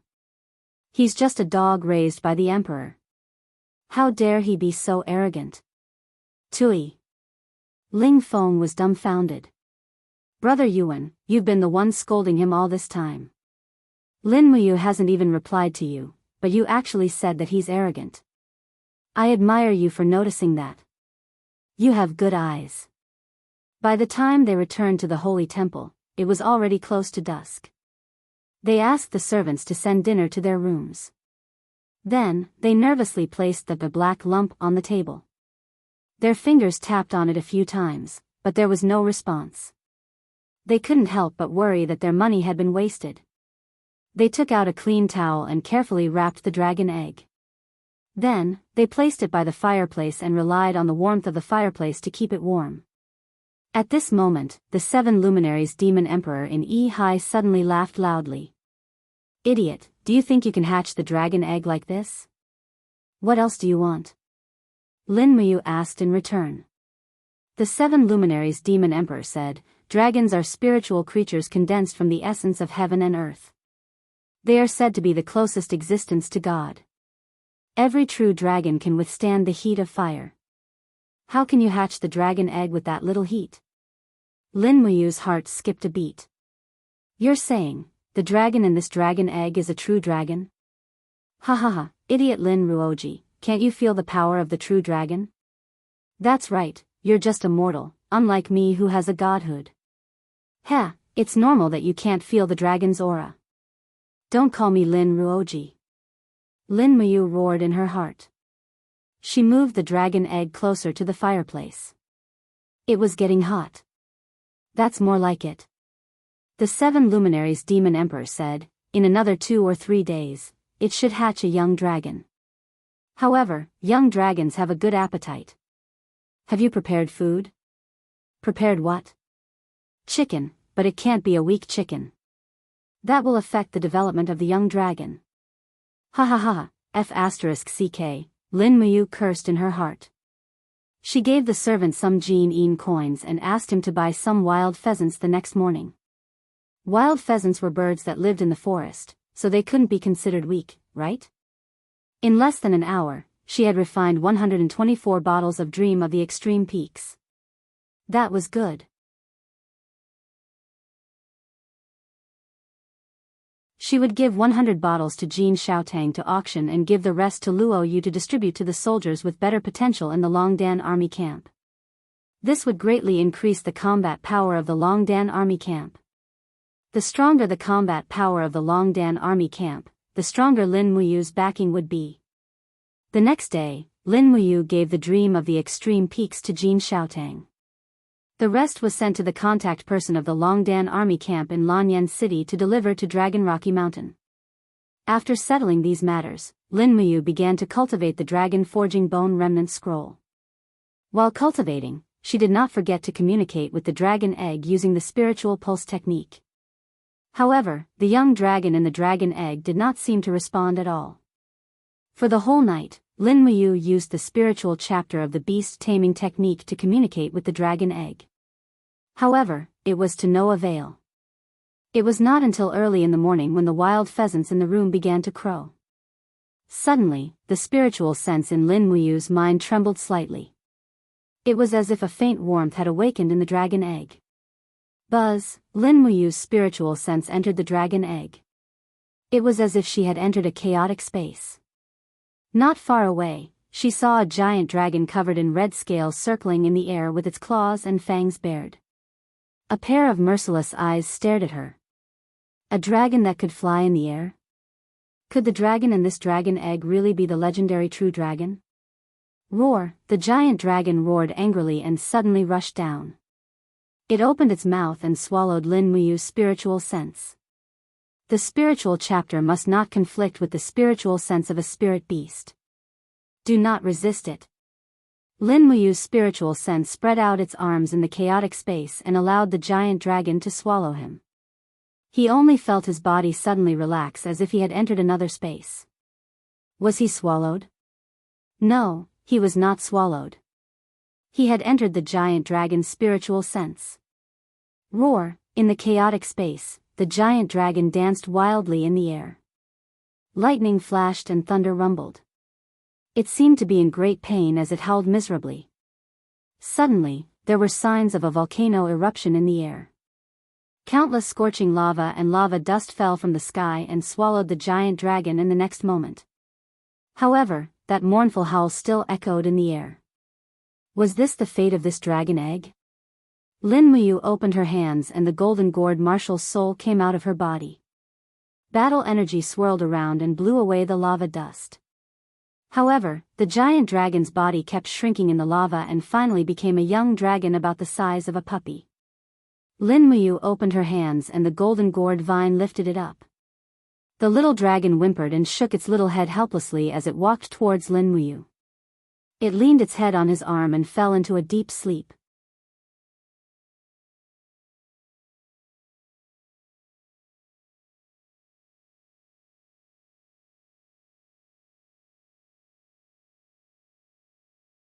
Chapter 251. Woo woo, Xiaolong curled up in Lin Muyu's arms like a puppy, licking its master's palm with its tender tongue. Even its tail, which was wrapped in red crystal scales, was wagging gently to show its inner joy. Lin Muyu had already established a soul contract with Xiaolong, and the strength of Xiaolong's soul was no less than Lin Muyu's, so they seemed to be very harmonious. Lin Muyu got up happily and took out a wild pheasant from the cage. The dragon's spirit sword flashed and beheaded the wild pheasant. She plucked its feathers and removed its dirt, preparing to make Xiaolong its first breakfast. Unexpectedly, when she turned around, she saw Xiaolong pouncing on the cage and biting a wild pheasant to death. It had already swallowed the pheasant in big mouthfuls. *CK, Lin Muyu was a little speechless. Wasn't this way of eating too barbaric? However, after thinking about it carefully, it seemed to be very normal. The dragon clan was originally the king of beasts. At the end of the day, they were still a type of ferocious beast. This was how they ate their food. If Lin Muyu purposely made a plate of large plate chicken for the dragon clan, it would probably destroy the dragon clan's nature. At this moment, there was a sudden knock on the door, followed by Lei Hong's voice. Are you awake? Something big has happened. One of the imperial guards, Lord Chu Huayin, is looking for you. Lin Muyu was shocked and hurriedly gestured for Xiaolong to hide. Woo, Xiaolong protested with its mouth wide open, as if it was still not full. However, it still hid under the bed with half a chicken in its mouth and ate it heartily under the bed. Opening the door, Lin Muyu said respectfully, Great Deacon, what happened? Why is Brother Chu looking for me so early in the morning? I don't know either. Lei Hong held the great deacon's scepter in his hand. Suddenly, his eyes lit up and he smiled. You have a guest here? No, hey, is that so? Raham narrowed his eyes. Although Grandpa's spiritual sense isn't as sharp as yours, I am still a Saint Realm cultivator. Do you know that there is an extremely strong dragon aura in your room? Seeing that she couldn't hide it anymore, Lin Muyu was speechless. Then, Grandpa, come in. When Raham entered the room, Lin Muyu immediately closed the door. With a soft call, the little dragon crawled out, licking its tongue. There were even a few chicken feathers at the corner of its mouth. It looked at Raham with its big round eyes and let out a loud howl. Unfortunately, its voice was immature, and it didn't sound like a dragon's howl. It still sounded like a puppy's. But what kind of person was Raham? He was an experienced and knowledgeable Grand Deacon of the temple. After squinting at the little dragon for a while, Lei Hong's heart was filled with shock. He turned to look at Lin Muyu and asked, Where did this dragon come from?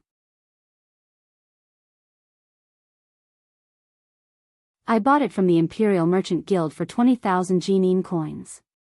It is said to be a dragon egg dug out from a volcanic area.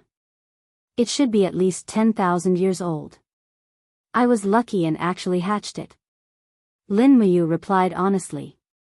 Raham was ecstatic. This is too shocking. You should know that this Acatosaurus is a member of the ancient sacred dragon clan. Its status is second only to the five-clawed golden true dragon. Everyone thought that Acatosaurus had gone extinct along with the five-clawed golden true dragon. You actually managed to get one. This is too shocking. Lin Muyu was stunned. Grand Deacon, if I bring this dragon out as a shareholder, wouldn't it attract too much attention? That won't happen. Raham stroked his white beard and smiled. The young Acatosaurus is not much different from a fire salamander. It will only display its true dragon aura when it reaches adulthood. If you really want to bring it out, you can lie and say that it is a fire salamander. I believe that no one will be able to tell the difference. However, it is better not to show it off in front of others. It is a pity. What is a pity? The Acatosaurus is a branch of the ancient sacred dragon. It needs 10,000 years to reach adulthood. It is a pity that you can't wait 10,000 years for it to reach adulthood. I am afraid that by the time your 100 years are over, this Acatosaurus will only be a young dragon. Damn. Lin Muyu sighed and said, Grand Deacon, can I still bring this Acatosaurus out? It is best that you do not. I will help you look after it. You should go and see Chu Huayin. He seems to be in a hurry. Something big must have happened. Thank you, Grand Deacon. Lin Muyu's spiritual sense told the little dragon to stay in the room and not go out. It could eat the wild pheasants as it pleased. The little dragon raised its head and roared in response.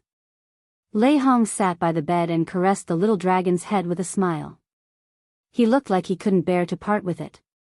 He muttered, Little guy, if you were born a few thousand years earlier, maybe I could rely on you to revive the holy temple. What a pity, what a pity. In the corridor, Lin Muyu was wearing the holy temple's armor and carrying the dragon spirit sword on her back. It seemed that Chu Huayin couldn't wait any longer. He also appeared in the corridor and rushed over. His face was full of seriousness as he said, Something big has happened. What's wrong, Brother Chu? Lin Muyu's heart trembled. She said, Did something happen to Sister Chu Yao? No, Yao is fine. Something happened to Su Qin. Wasn't General Su Qin escorted back to Muyu City by Brother Feng and the Imperial Guards? How could something happen? What the hell happened? He was assassinated. Chu Huayin's expression darkened. He said, It happened late last night. The Empire's great general Su Qin is dead. Lin Muyu was shocked. How? How is this possible? Who could kill Su Qin in the midst of thousands of soldiers?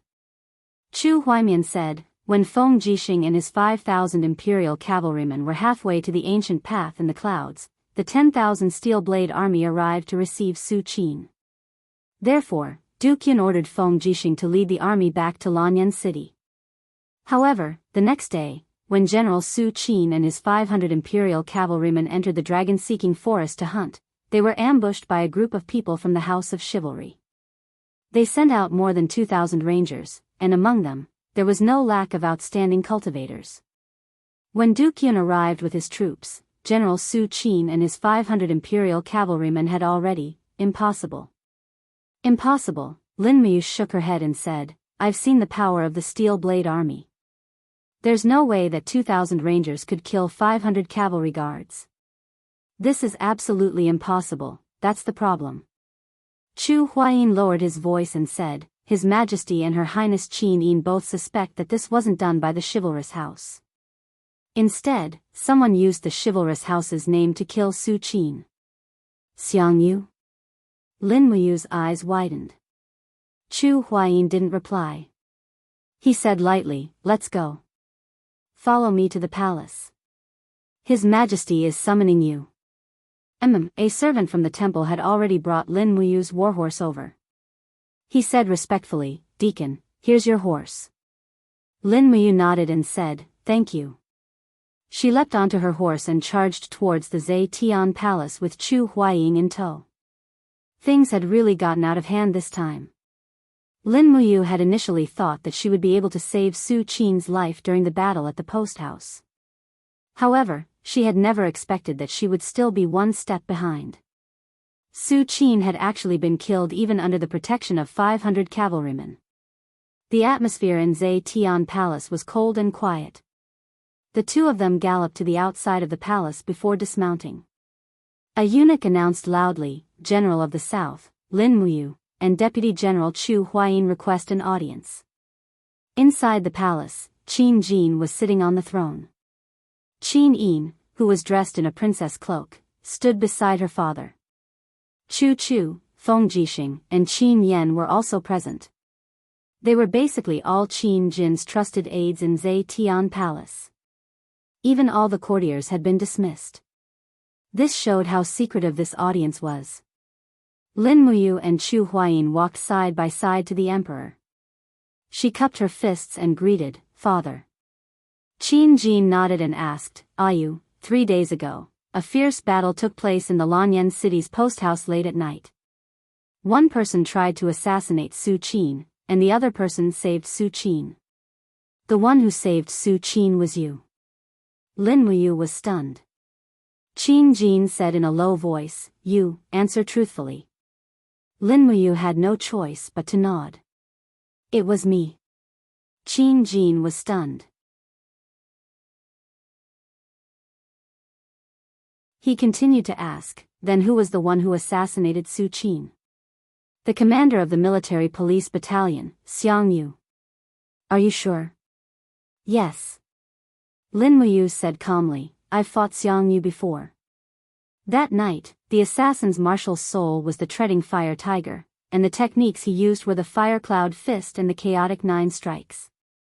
There's no doubt that it was Xiang Yu. Other than Xiang Yu, there's probably no one in the younger generation of Lanyan City who can easily defeat me. Since that's the case, Qin Jin's eyes were filled with killing intent. Xiang Yu is audacious. He can be so insolent just because he is the descendant of the war god Xiang Wendian. He is truly despicable. Feng Jixing, what do you think we should do? Feng Jixing cupped his fists and said, Your Majesty, although you is sure that this person is Xiang Yu, there is no other evidence. If Xiang Yu refutes this as a one-sided statement from you, what should we do? Moreover, the assassination of General Su Qin in the dragon-seeking forest has yet to be concluded. Those people from the House of Chivalry have already disappeared without a trace in the dragon-seeking forest. If we hold Xiang Yu accountable now, it will be unjustifiable. Qin Jin suddenly slammed his dragon throne and said angrily, Are we powerless to stop Xiang Yu from killing my general? Feng Jixing hurriedly knelt on one knee and said, That's not what I meant. Get up. It's fine now. Qin Jin rubbed the space between his brows. He seemed to have aged a few more years and said, Su Qin is Xiao Yin's uncle and Empress Su Yun's elder brother. Su Qin's murder has shaken the world. We have no choice but to take action. Chu Chu, you are the princess's grand tutor. What do you think we should do about this? Chu Chu cupped his fists at the side and said, investigate all of Xiang Yu's movements these 3 days in detail. Also, send someone to console Duke Yun. Duke Yun has lost his son in his old age. This is a great pain in the world. Qin Jin nodded and said, Feng Jixing, we grant you special privileges and bestow upon you the monarch's golden order. You have full authority to investigate Xiang Yu. Qin Yan, bring generous gifts and our imperial edict to Mu City. Console Duke Yun and confer Su Qin the posthumous title of Jinyuan Marquis. Yunzhong province's taxes will also be pardoned for a year. Feng Jixing and Qin Yan cupped their fists at the same time and said, Yes, Your Majesty. Lin Muyu was startled.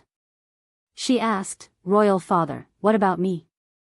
Qin Jin looked at him and said, General Su Qin was assassinated. Originally, your little sister Xiao Yin and I should have gone to attend the funeral. However, Royal Father is already old and his health is not good. He can't stand the rush along the way. Feng Jixing and Qin Yan already have their own missions, so Xiao Yin can't go attend the funeral. It's too unsafe. You, accompany Xiao Yin well these few days.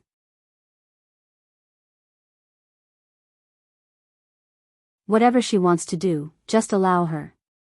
We are tired. All of you can withdraw. Yes.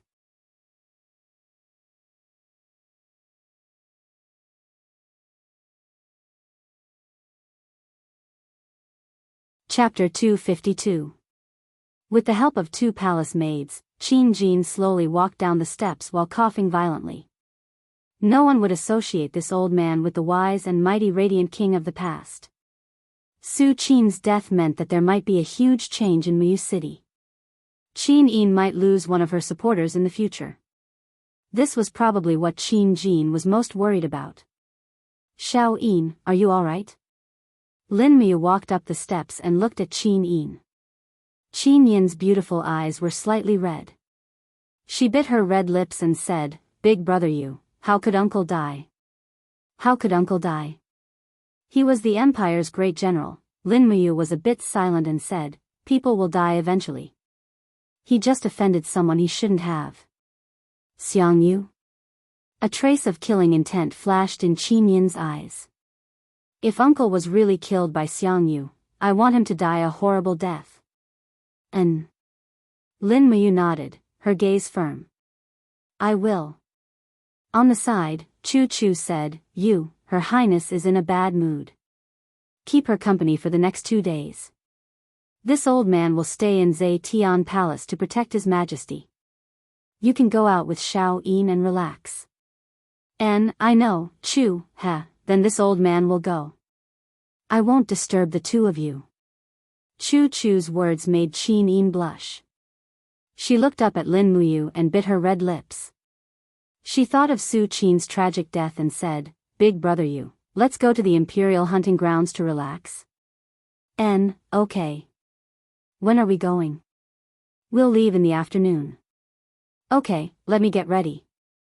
Okay, then I'll wait for you in Zetian Palace at noon. Also, send someone to bring Xiaoxi over. We'll go together. Lin Muyu turned around and saw Chu Huayin cupping his fists. General Chu Huayin will obey General Lin's orders. Although Chu Huayin was the commander of the Dragon Guards, he was only a 5th-rank deputy general. He was 1 rank lower than Lin Muyu, so he spoke very respectfully. Lin Muyu didn't say much. She said, Big brother Chu, Her Highness Yin is going to hunt. We must ensure her safety. How many people can you mobilize on your side? About 2,000 royal guards. All right, bring them all. Yes. Lin Muyu pondered for a moment and went outside the door. She found an eagle guard and ordered, Go to the eagle nest camp immediately and order Wei Chou to lead 50 eagle guards to Zetian Palace and await further orders. Bring enough white drill arrows. Yes, my lady. After everything was settled, Lin Muyu thought for a moment and turned around to return to the Holy Palace. Since she was going to hunt, she would bring a Catasaurus along. The cuteness of the little dragon might make Qin Yin feel better. More importantly, a Catasaurus needed to grow. According to the 4th chapter of the Psychic 8 volumes, breeding, as long as the pet was strong enough, it should be able to speed up its growth by devouring other spiritual beasts. This was a good opportunity. He didn't want to wait until he was old and a Catasaurus was still a young dragon, useless except for acting cute. After returning to the Holy Palace, he reported the situation to Reihong. Then, he wrapped the little dragon's body in a black cloth and tied it to the horse's back. He ordered it not to move. Fortunately, although a Catasaurus was mischievous, it was very obedient. It laid in the cloth bag and soon, it started snoring softly. It had actually fallen asleep. When he returned to the Holy Palace, Tang Xiaoxi had already arrived. After having a quick meal, they set off for the royal hunting ground. The royal hunting ground was located in the dragon-seeking forest. Most of the spiritual beasts in the hunting ground did not exceed 3,000 years of lifespan. The hunting ground was surrounded by soldiers armed with bows and arrows. As long as the spiritual beasts in the hunting ground tried to escape, these soldiers would use torches and bows to threaten them. When there were so many people, even the strongest spiritual beasts would be frightened and retreat, let alone a spiritual beast that was only a few thousand years old. More than 2,000 people left the city in a grandiose manner. Qin Yin and Tang Xiaoxi were both sitting in the carriage. Lin Muyu held on to the hilt of her sword and rode her horse to guard one side. Chu Huayin guarded the other side. Wei Chou, Xiahou Sang, and the others followed closely behind them. In particular, the group of archers that Wei Chou brought with him were all filled with arrows. The arrowheads glowed with a white luster, which was the special characteristic of the white diamond arrows. The reason why Lin Muyu dared to escort Qin Yin with such a small number of troops was mainly because of the white diamond arrows. The sharpness of the white diamond arrows, Wei Chou's unfailing accuracy, and Lin Muyu and Chu Huayin's strength were enough to kill them even if Xing Yifan personally led the Divine Might Battalion to fight them. The white diamond arrows could pierce through battle armor, and they were destined to be the nemesis of Saint Realm experts. They arrived at the Imperial hunting ground at dusk. The journey was very smooth, and they didn't make any mistakes. That night, they arranged for Qin Yin and Tang Xiaoxi to stay in the hunting ground's temporary imperial residence. In fact, it was called a temporary imperial residence, but it was just a small castle. The 2,000 imperial guards set up camp around the temporary imperial residence. There were originally 300 soldiers guarding the temporary imperial residence, but now there were nearly 2,400 soldiers guarding the place. It was much safer. When Lin Muyu escorted Qin Yin and Tang Xiaoxi into the temporary imperial residence, the supervisor of the temporary imperial residence came forward and knelt on the ground. This lowly official, Zhou Tong, pays his respects to Your Highness Yin, and General Lin and General Chu. Qin Yin waved her hand. There's no need to be so polite. Rise. Zhou Tong hurriedly stood up and smiled. I'm glad to hear that Your Highness has arrived at the hunting ground. This lowly official has already ordered the servants to prepare a delicious and exquisite dinner. Your Highness can eat after a short rest. Qin Yin probably didn't have much of an appetite either. She tugged on Tang Xiaoxi's hand and said, Lord Zhou Tong, just arrange a room for me and Xiaoxi tonight. I will sleep with Xiaoxi. Yes, Your Highness. Chu Huaying, Wei Chou, and the others stood guard in the corridor. Lin Muyu carried a black bag on her back, which contained the sleeping little dragon. She followed Qin Yin and Tang Xiaoxi to the room, and arranged for the imperial guards along the way to ensure their safety. Qin Yin had a lot on her mind and didn't say much until they entered the room. Her pet, the golden crag swift wolf, kept staring at the bag on Lin Muyu's back and growled softly. However, every time the little dragon in the bag moved and stretched, the golden crag swift wolf would immediately whimper and retreat a few steps. It looked both angry and scared, and it was simply too cowardly. Little wolf, what's wrong? Qin Yin was a little confused. She furrowed her brows and said, Brother Yu, is there something in the bag on your back? Why does my little wolf look so scared? What is it? Tang Xiaoxi sat on the soft bed and smiled. Yes, Moo. Why are you acting so mysterious? Lin Muyu pursed her lips and stood on the edge of the wall with her arms crossed. She smiled and said, 2 days ago, I went to the Imperial Chamber of Commerce to participate in their auction for baby spiritual beasts. That's why I bought a dragon egg. Baby spiritual beast auction? Tang Xiaoxi pouted and said with a smile, that's just a trick. There are so many nobles in Lanyan City who keep spiritual beasts, but in the end, the spiritual beasts either get lost, or they turn on their owners and are taken away by the inspection officers as supper. Moo, you're such a smart person. Why would you buy such a deceptive thing? Lin Muyu spread out her hands and said with a smile, but I really bought it, and the dragon egg hatched this morning. Really? Tang Xiaoxi was shocked. Qin Yin also opened her small mouth, and a glimmer of light appeared in her pair of beautiful eyes. Brother Yu, you're not lying to me and Xiao Shi, are you? When have I ever lied to you? Lin Muyu smiled and said, Little dragon, come out and meet the 2 big sisters. A woo, the Acatosaurus's distinctive cry came from the cloth bag. It struggled hard, but still couldn't find the exit of the bag. All it could do was howl. Tang Xiaoxi chuckled. What on earth is it? Lin Muyu shook the bag, and immediately a pet wrapped in red crystals fell on the carpet. The Acatosaurus howled and immediately turned around to hug Lin Muyu's leg with its claws. It seemed to be very scared, and its tail wrapped in red crystal scales was still sweeping on the carpet, looking scared and naughty.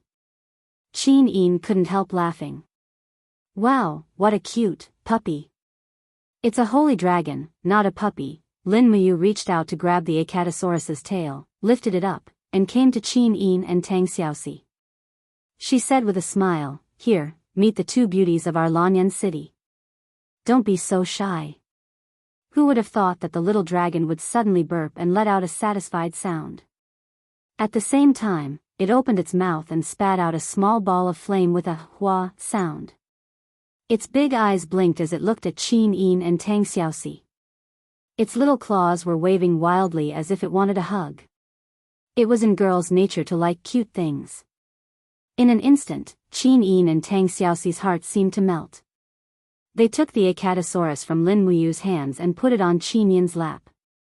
Qin Yin also looked up and said reproachfully, Brother Yu, if this is really the legendary holy dragon Acatosaurus, how can you raise it like a dog? Lin Muyu laughed. It's almost like a puppy. At this time, the Acatosaurus had already opened its front claws and hugged Qin Yin's wrist. At the same time, it stuck out its tender tongue and licked Tang Xiaoxi's index finger. Its big eyes were wide open, looking at one beauty and then the other beauty, as if it was bursting with joy. So cute, Qin Yin said with a smile, Brother Yu, let me play with it for a few days, okay? Sure. Lin Muyu crossed her arms in front of her chest and said with a smile, I will accompany you and Xiao Shi for the next few days. You can play with it however you want, just don't break it. Oh right, Xiao Yin, let Xiao Shi learn the art of psychic communication. In the future, when the opportunity arises, Xiao Shi will also be able to obtain a powerful spirit beast. Yes, I've already taught her. That's good. Regarding this Acatosaurus, you must keep it a secret. If others find out, it might bring about a lot of trouble. Got it. Alright, let's rest for a while and then we'll go eat. Okay. Tang Xiaoxi said with a smile, have a good rest tonight. Tomorrow morning, we'll bring this little dragon to go hunting. Oh right, it hasn't given it a name yet, right? Do you want me and Xiao Yin to give it a nice name? Okay, as long as you guys are happy. Lin Muyu didn't mind. Anyway, the main task this time was to accompany Qin Yin out to relax. If the little dragon could make Qin Yin happy, it didn't matter if it was named Wumengda.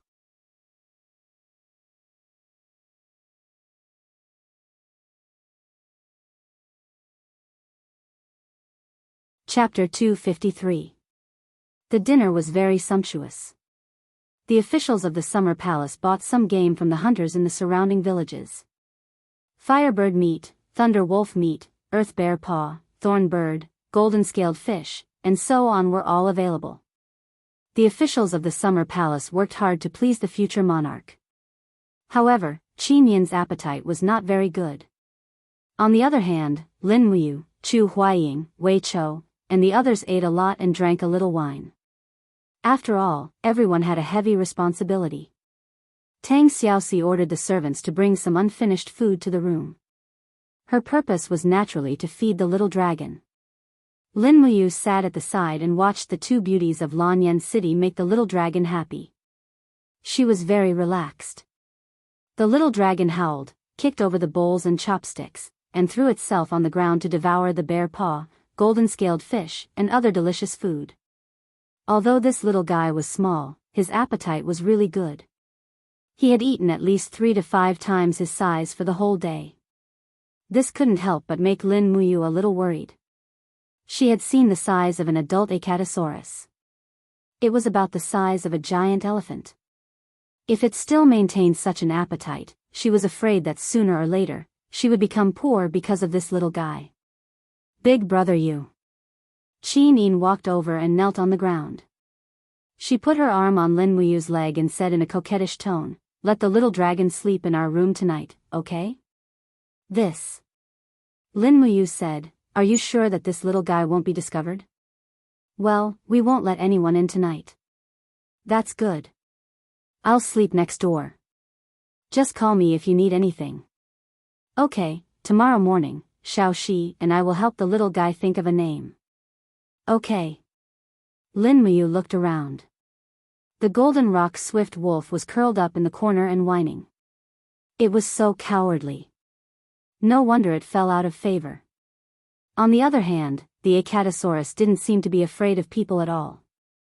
It crawled on Tang Xiaoxi's legs and rubbed against Qin Yin's slender legs. Even Lin Muyu was a little jealous.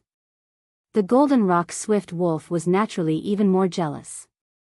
However, every time it tried to get close to Qin Yin, the little dragon would quickly turn around and howl at it.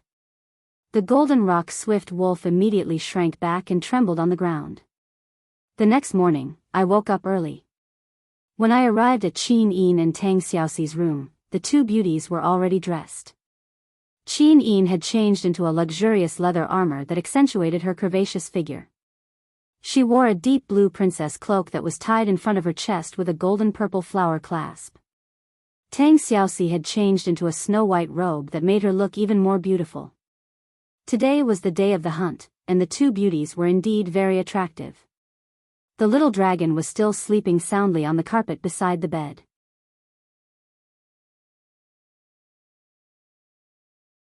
Lin Muyu coughed and immediately stood up.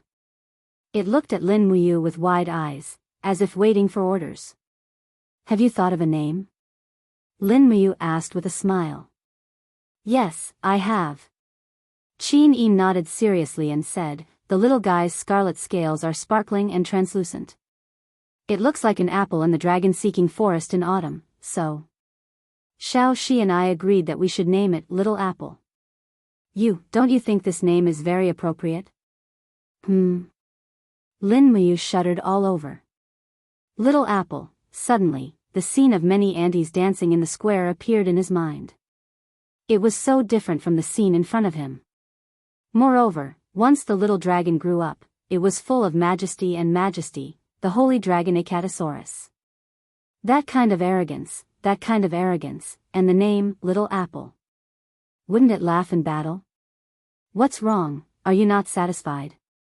Qin Yin stepped forward to take his hand and said, "If you are not satisfied, Xiao Shi and I will continue to think of a better name." Lin Muyu hurriedly shook her head. "No, I am very satisfied. This name is simply tailor-made for it. I don't need to say anything else. Xiao Yin and Xiao Shi are really smart. Such a unique and reasonable name was actually thought of by you too. I am very impressed." Qin Yin glanced at him and chuckled. "Brother Yu is really a big idiot. He doesn't even know how to compliment others. But Xiao Shi and I really think this name is good. Then, it's settled. Lin Muyu stepped forward and grabbed the little dragon's tail. From now on, you will be called Little Apple. Do you remember? You're a dragon with a name now, so you must remember your dignity as a member of the Holy Dragon tribe. Don't do that kind of shameful, no, shameful dragon thing anymore. F***ck, who told you to poop here, you bastard?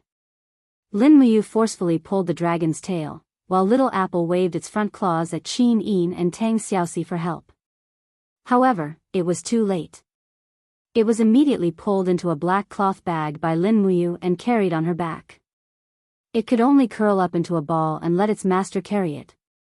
Qin Yin and Tang Xiaoxi giggled. At this moment, the haze that Qin Yin brought about by Su Qin's death was finally swept away. In fact, although Su Qin was Qin Yin's uncle, after all, they had not seen each other for too many years.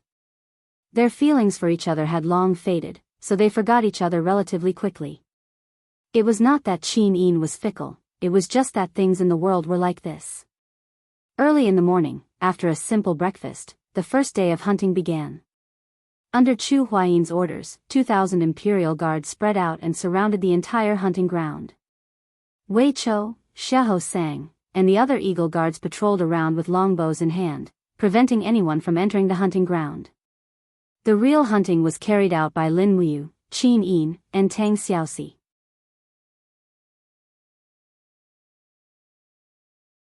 The others were actually just companions, as long as they could make the princess happy. The 3 warhorses entered the forest, and the imperial guards behind them also spread out far away. Lin Muyu extended her spiritual sense and did not find any powerful enemies within a 10-mile radius. However, there were many spirit beasts in the hunting ground, and some of their auras were actually quite strong. Qin Yin held a carved jade bow and said with a smile, "Brother Yu, Xiao Shi, let's compete to see who can shoot more prey. How about it?" "Sure."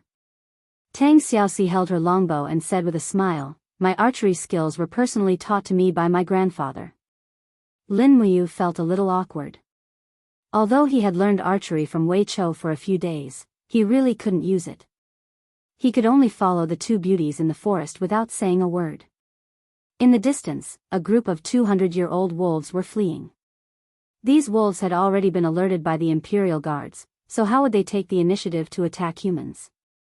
Furthermore, spirit beasts weren't stupid. The wolves could feel the auras of Lin Muyu, Qin Yin, and Tang Xiaoxi, so they naturally wouldn't come to their deaths. Qin Yin quickly galloped forward and quickly pulled out an arrow. With a whoosh, the arrow left the bowstring. In the next moment, a 120-year-old wolf fell to the ground and died. Tang Xiaoxi also drew her bow, and another wolf fell to the ground. Lin Muyu's heart sank. He hurriedly stopped his horse and shot. The arrow flew out and sank into a tree. Hee, Qin Yin smiled extremely sweetly, "Brother Yu, call me master and Xiao Yin will teach you archery." Without saying a word, Lin Muyu raised his hand and a little magic sonar knife flew out. The wolf that seemed to be mocking him fell to the ground. 2 seconds later, the little magic sonar knife returned from its invisible state to his palm. Qin Yin pouted, shameless. Tang Xiaoxi held back her laughter. Lin Muyu said, "It's a hunt. As long as we can kill, we don't have to care about anything else." However, at this moment, Xiao Pingwa suddenly crawled out of the sack and landed on the ground. Like a rabbit, he dashed towards the corpse of the swift wolf that Lin Muyu had killed.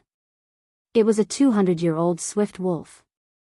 Xiao Pingwa opened his mouth and bit down on the neck of the swift wolf's corpse, and began to gulp it down. Ah! Qin Yin's mouth opened wide. Xiao Pingwa actually ate it raw, yes. Lin Muyu urged his horse forward, only to find that Xiao Pingwa had quickly swallowed a small part of the wolf's corpse. At the same time, it had also swallowed the beast spirit of the 200-year-old wolf. Tang Xiaoxi was slightly surprised. After dismounting, she picked up Xiao Pingwa and wiped the blood off the corner of his mouth. Xiao Yin, look at Xiao Pingwa's forehead. There are 2 gray lines on the scales. What's going on? Qin Yin was stunned, and said in a low voice, "This is the sign of a 20-year-old beast. This Acatosaurus can increase its own cultivation by quickly devouring the beast spirit of other beasts." Lin Muyu was also stunned, and she could not help but feel happy. That's great. Let it devour more beast spirits. Who knows, it might be able to speed up its growth. Xiao Yin, in the history of the empire, were there dragon knights? Yes. Qin Yin nodded seriously. The founding general Luo Tonghai was a dragon knight, but he rode a black-scale dragon, which was not part of the Holy Dragon clan. However, the fact that Luo Tonghai was able to ride a dragon with his cultivation alone is already a legend. Lin Muyu clenched her fist confidently, and smiled. Then I might be another dragon knight. Tang Xiaoxi laughed. You want to ride Xiaopingua? Yes, can't I? Sure, just don't crush it to death. Gosh. They continued hunting, and soon, Qin Yin killed a 300-year-old bramble bear. She ordered her golden rock swift wolf to devour the beast spirit. Although the golden rock swift wolf was fierce, it seemed to be afraid of Xiaopingua. It was scared away by Xiaopingua halfway through. After scaring away the golden rock swift wolf, Xiaopingua immediately began to eat. With another 10 years of cultivation, it had become a 30-year-old Acatosaurus. Unfortunately, it only grew in strength and did not grow in size. It still looked so small. Soon, when Lin Muyu killed a 1,200-year-old swift wolf, she ordered Xiaopingua to devour the beast spirit. In the end, Xiaopingua actually circled the swift wolf's corpse 7 or 8 times before kneeling in front of Lin Muyu. It squinted its eyes and looked very unhappy. What's going on? Lin Muyu was a little puzzled. Qin Yin said, spirit beasts cannot devour beast spirits that are much stronger than them, otherwise they will be devoured. Xiaopingua is really smart, he knows that there are some spirit beasts that cannot be eaten, so it's like that.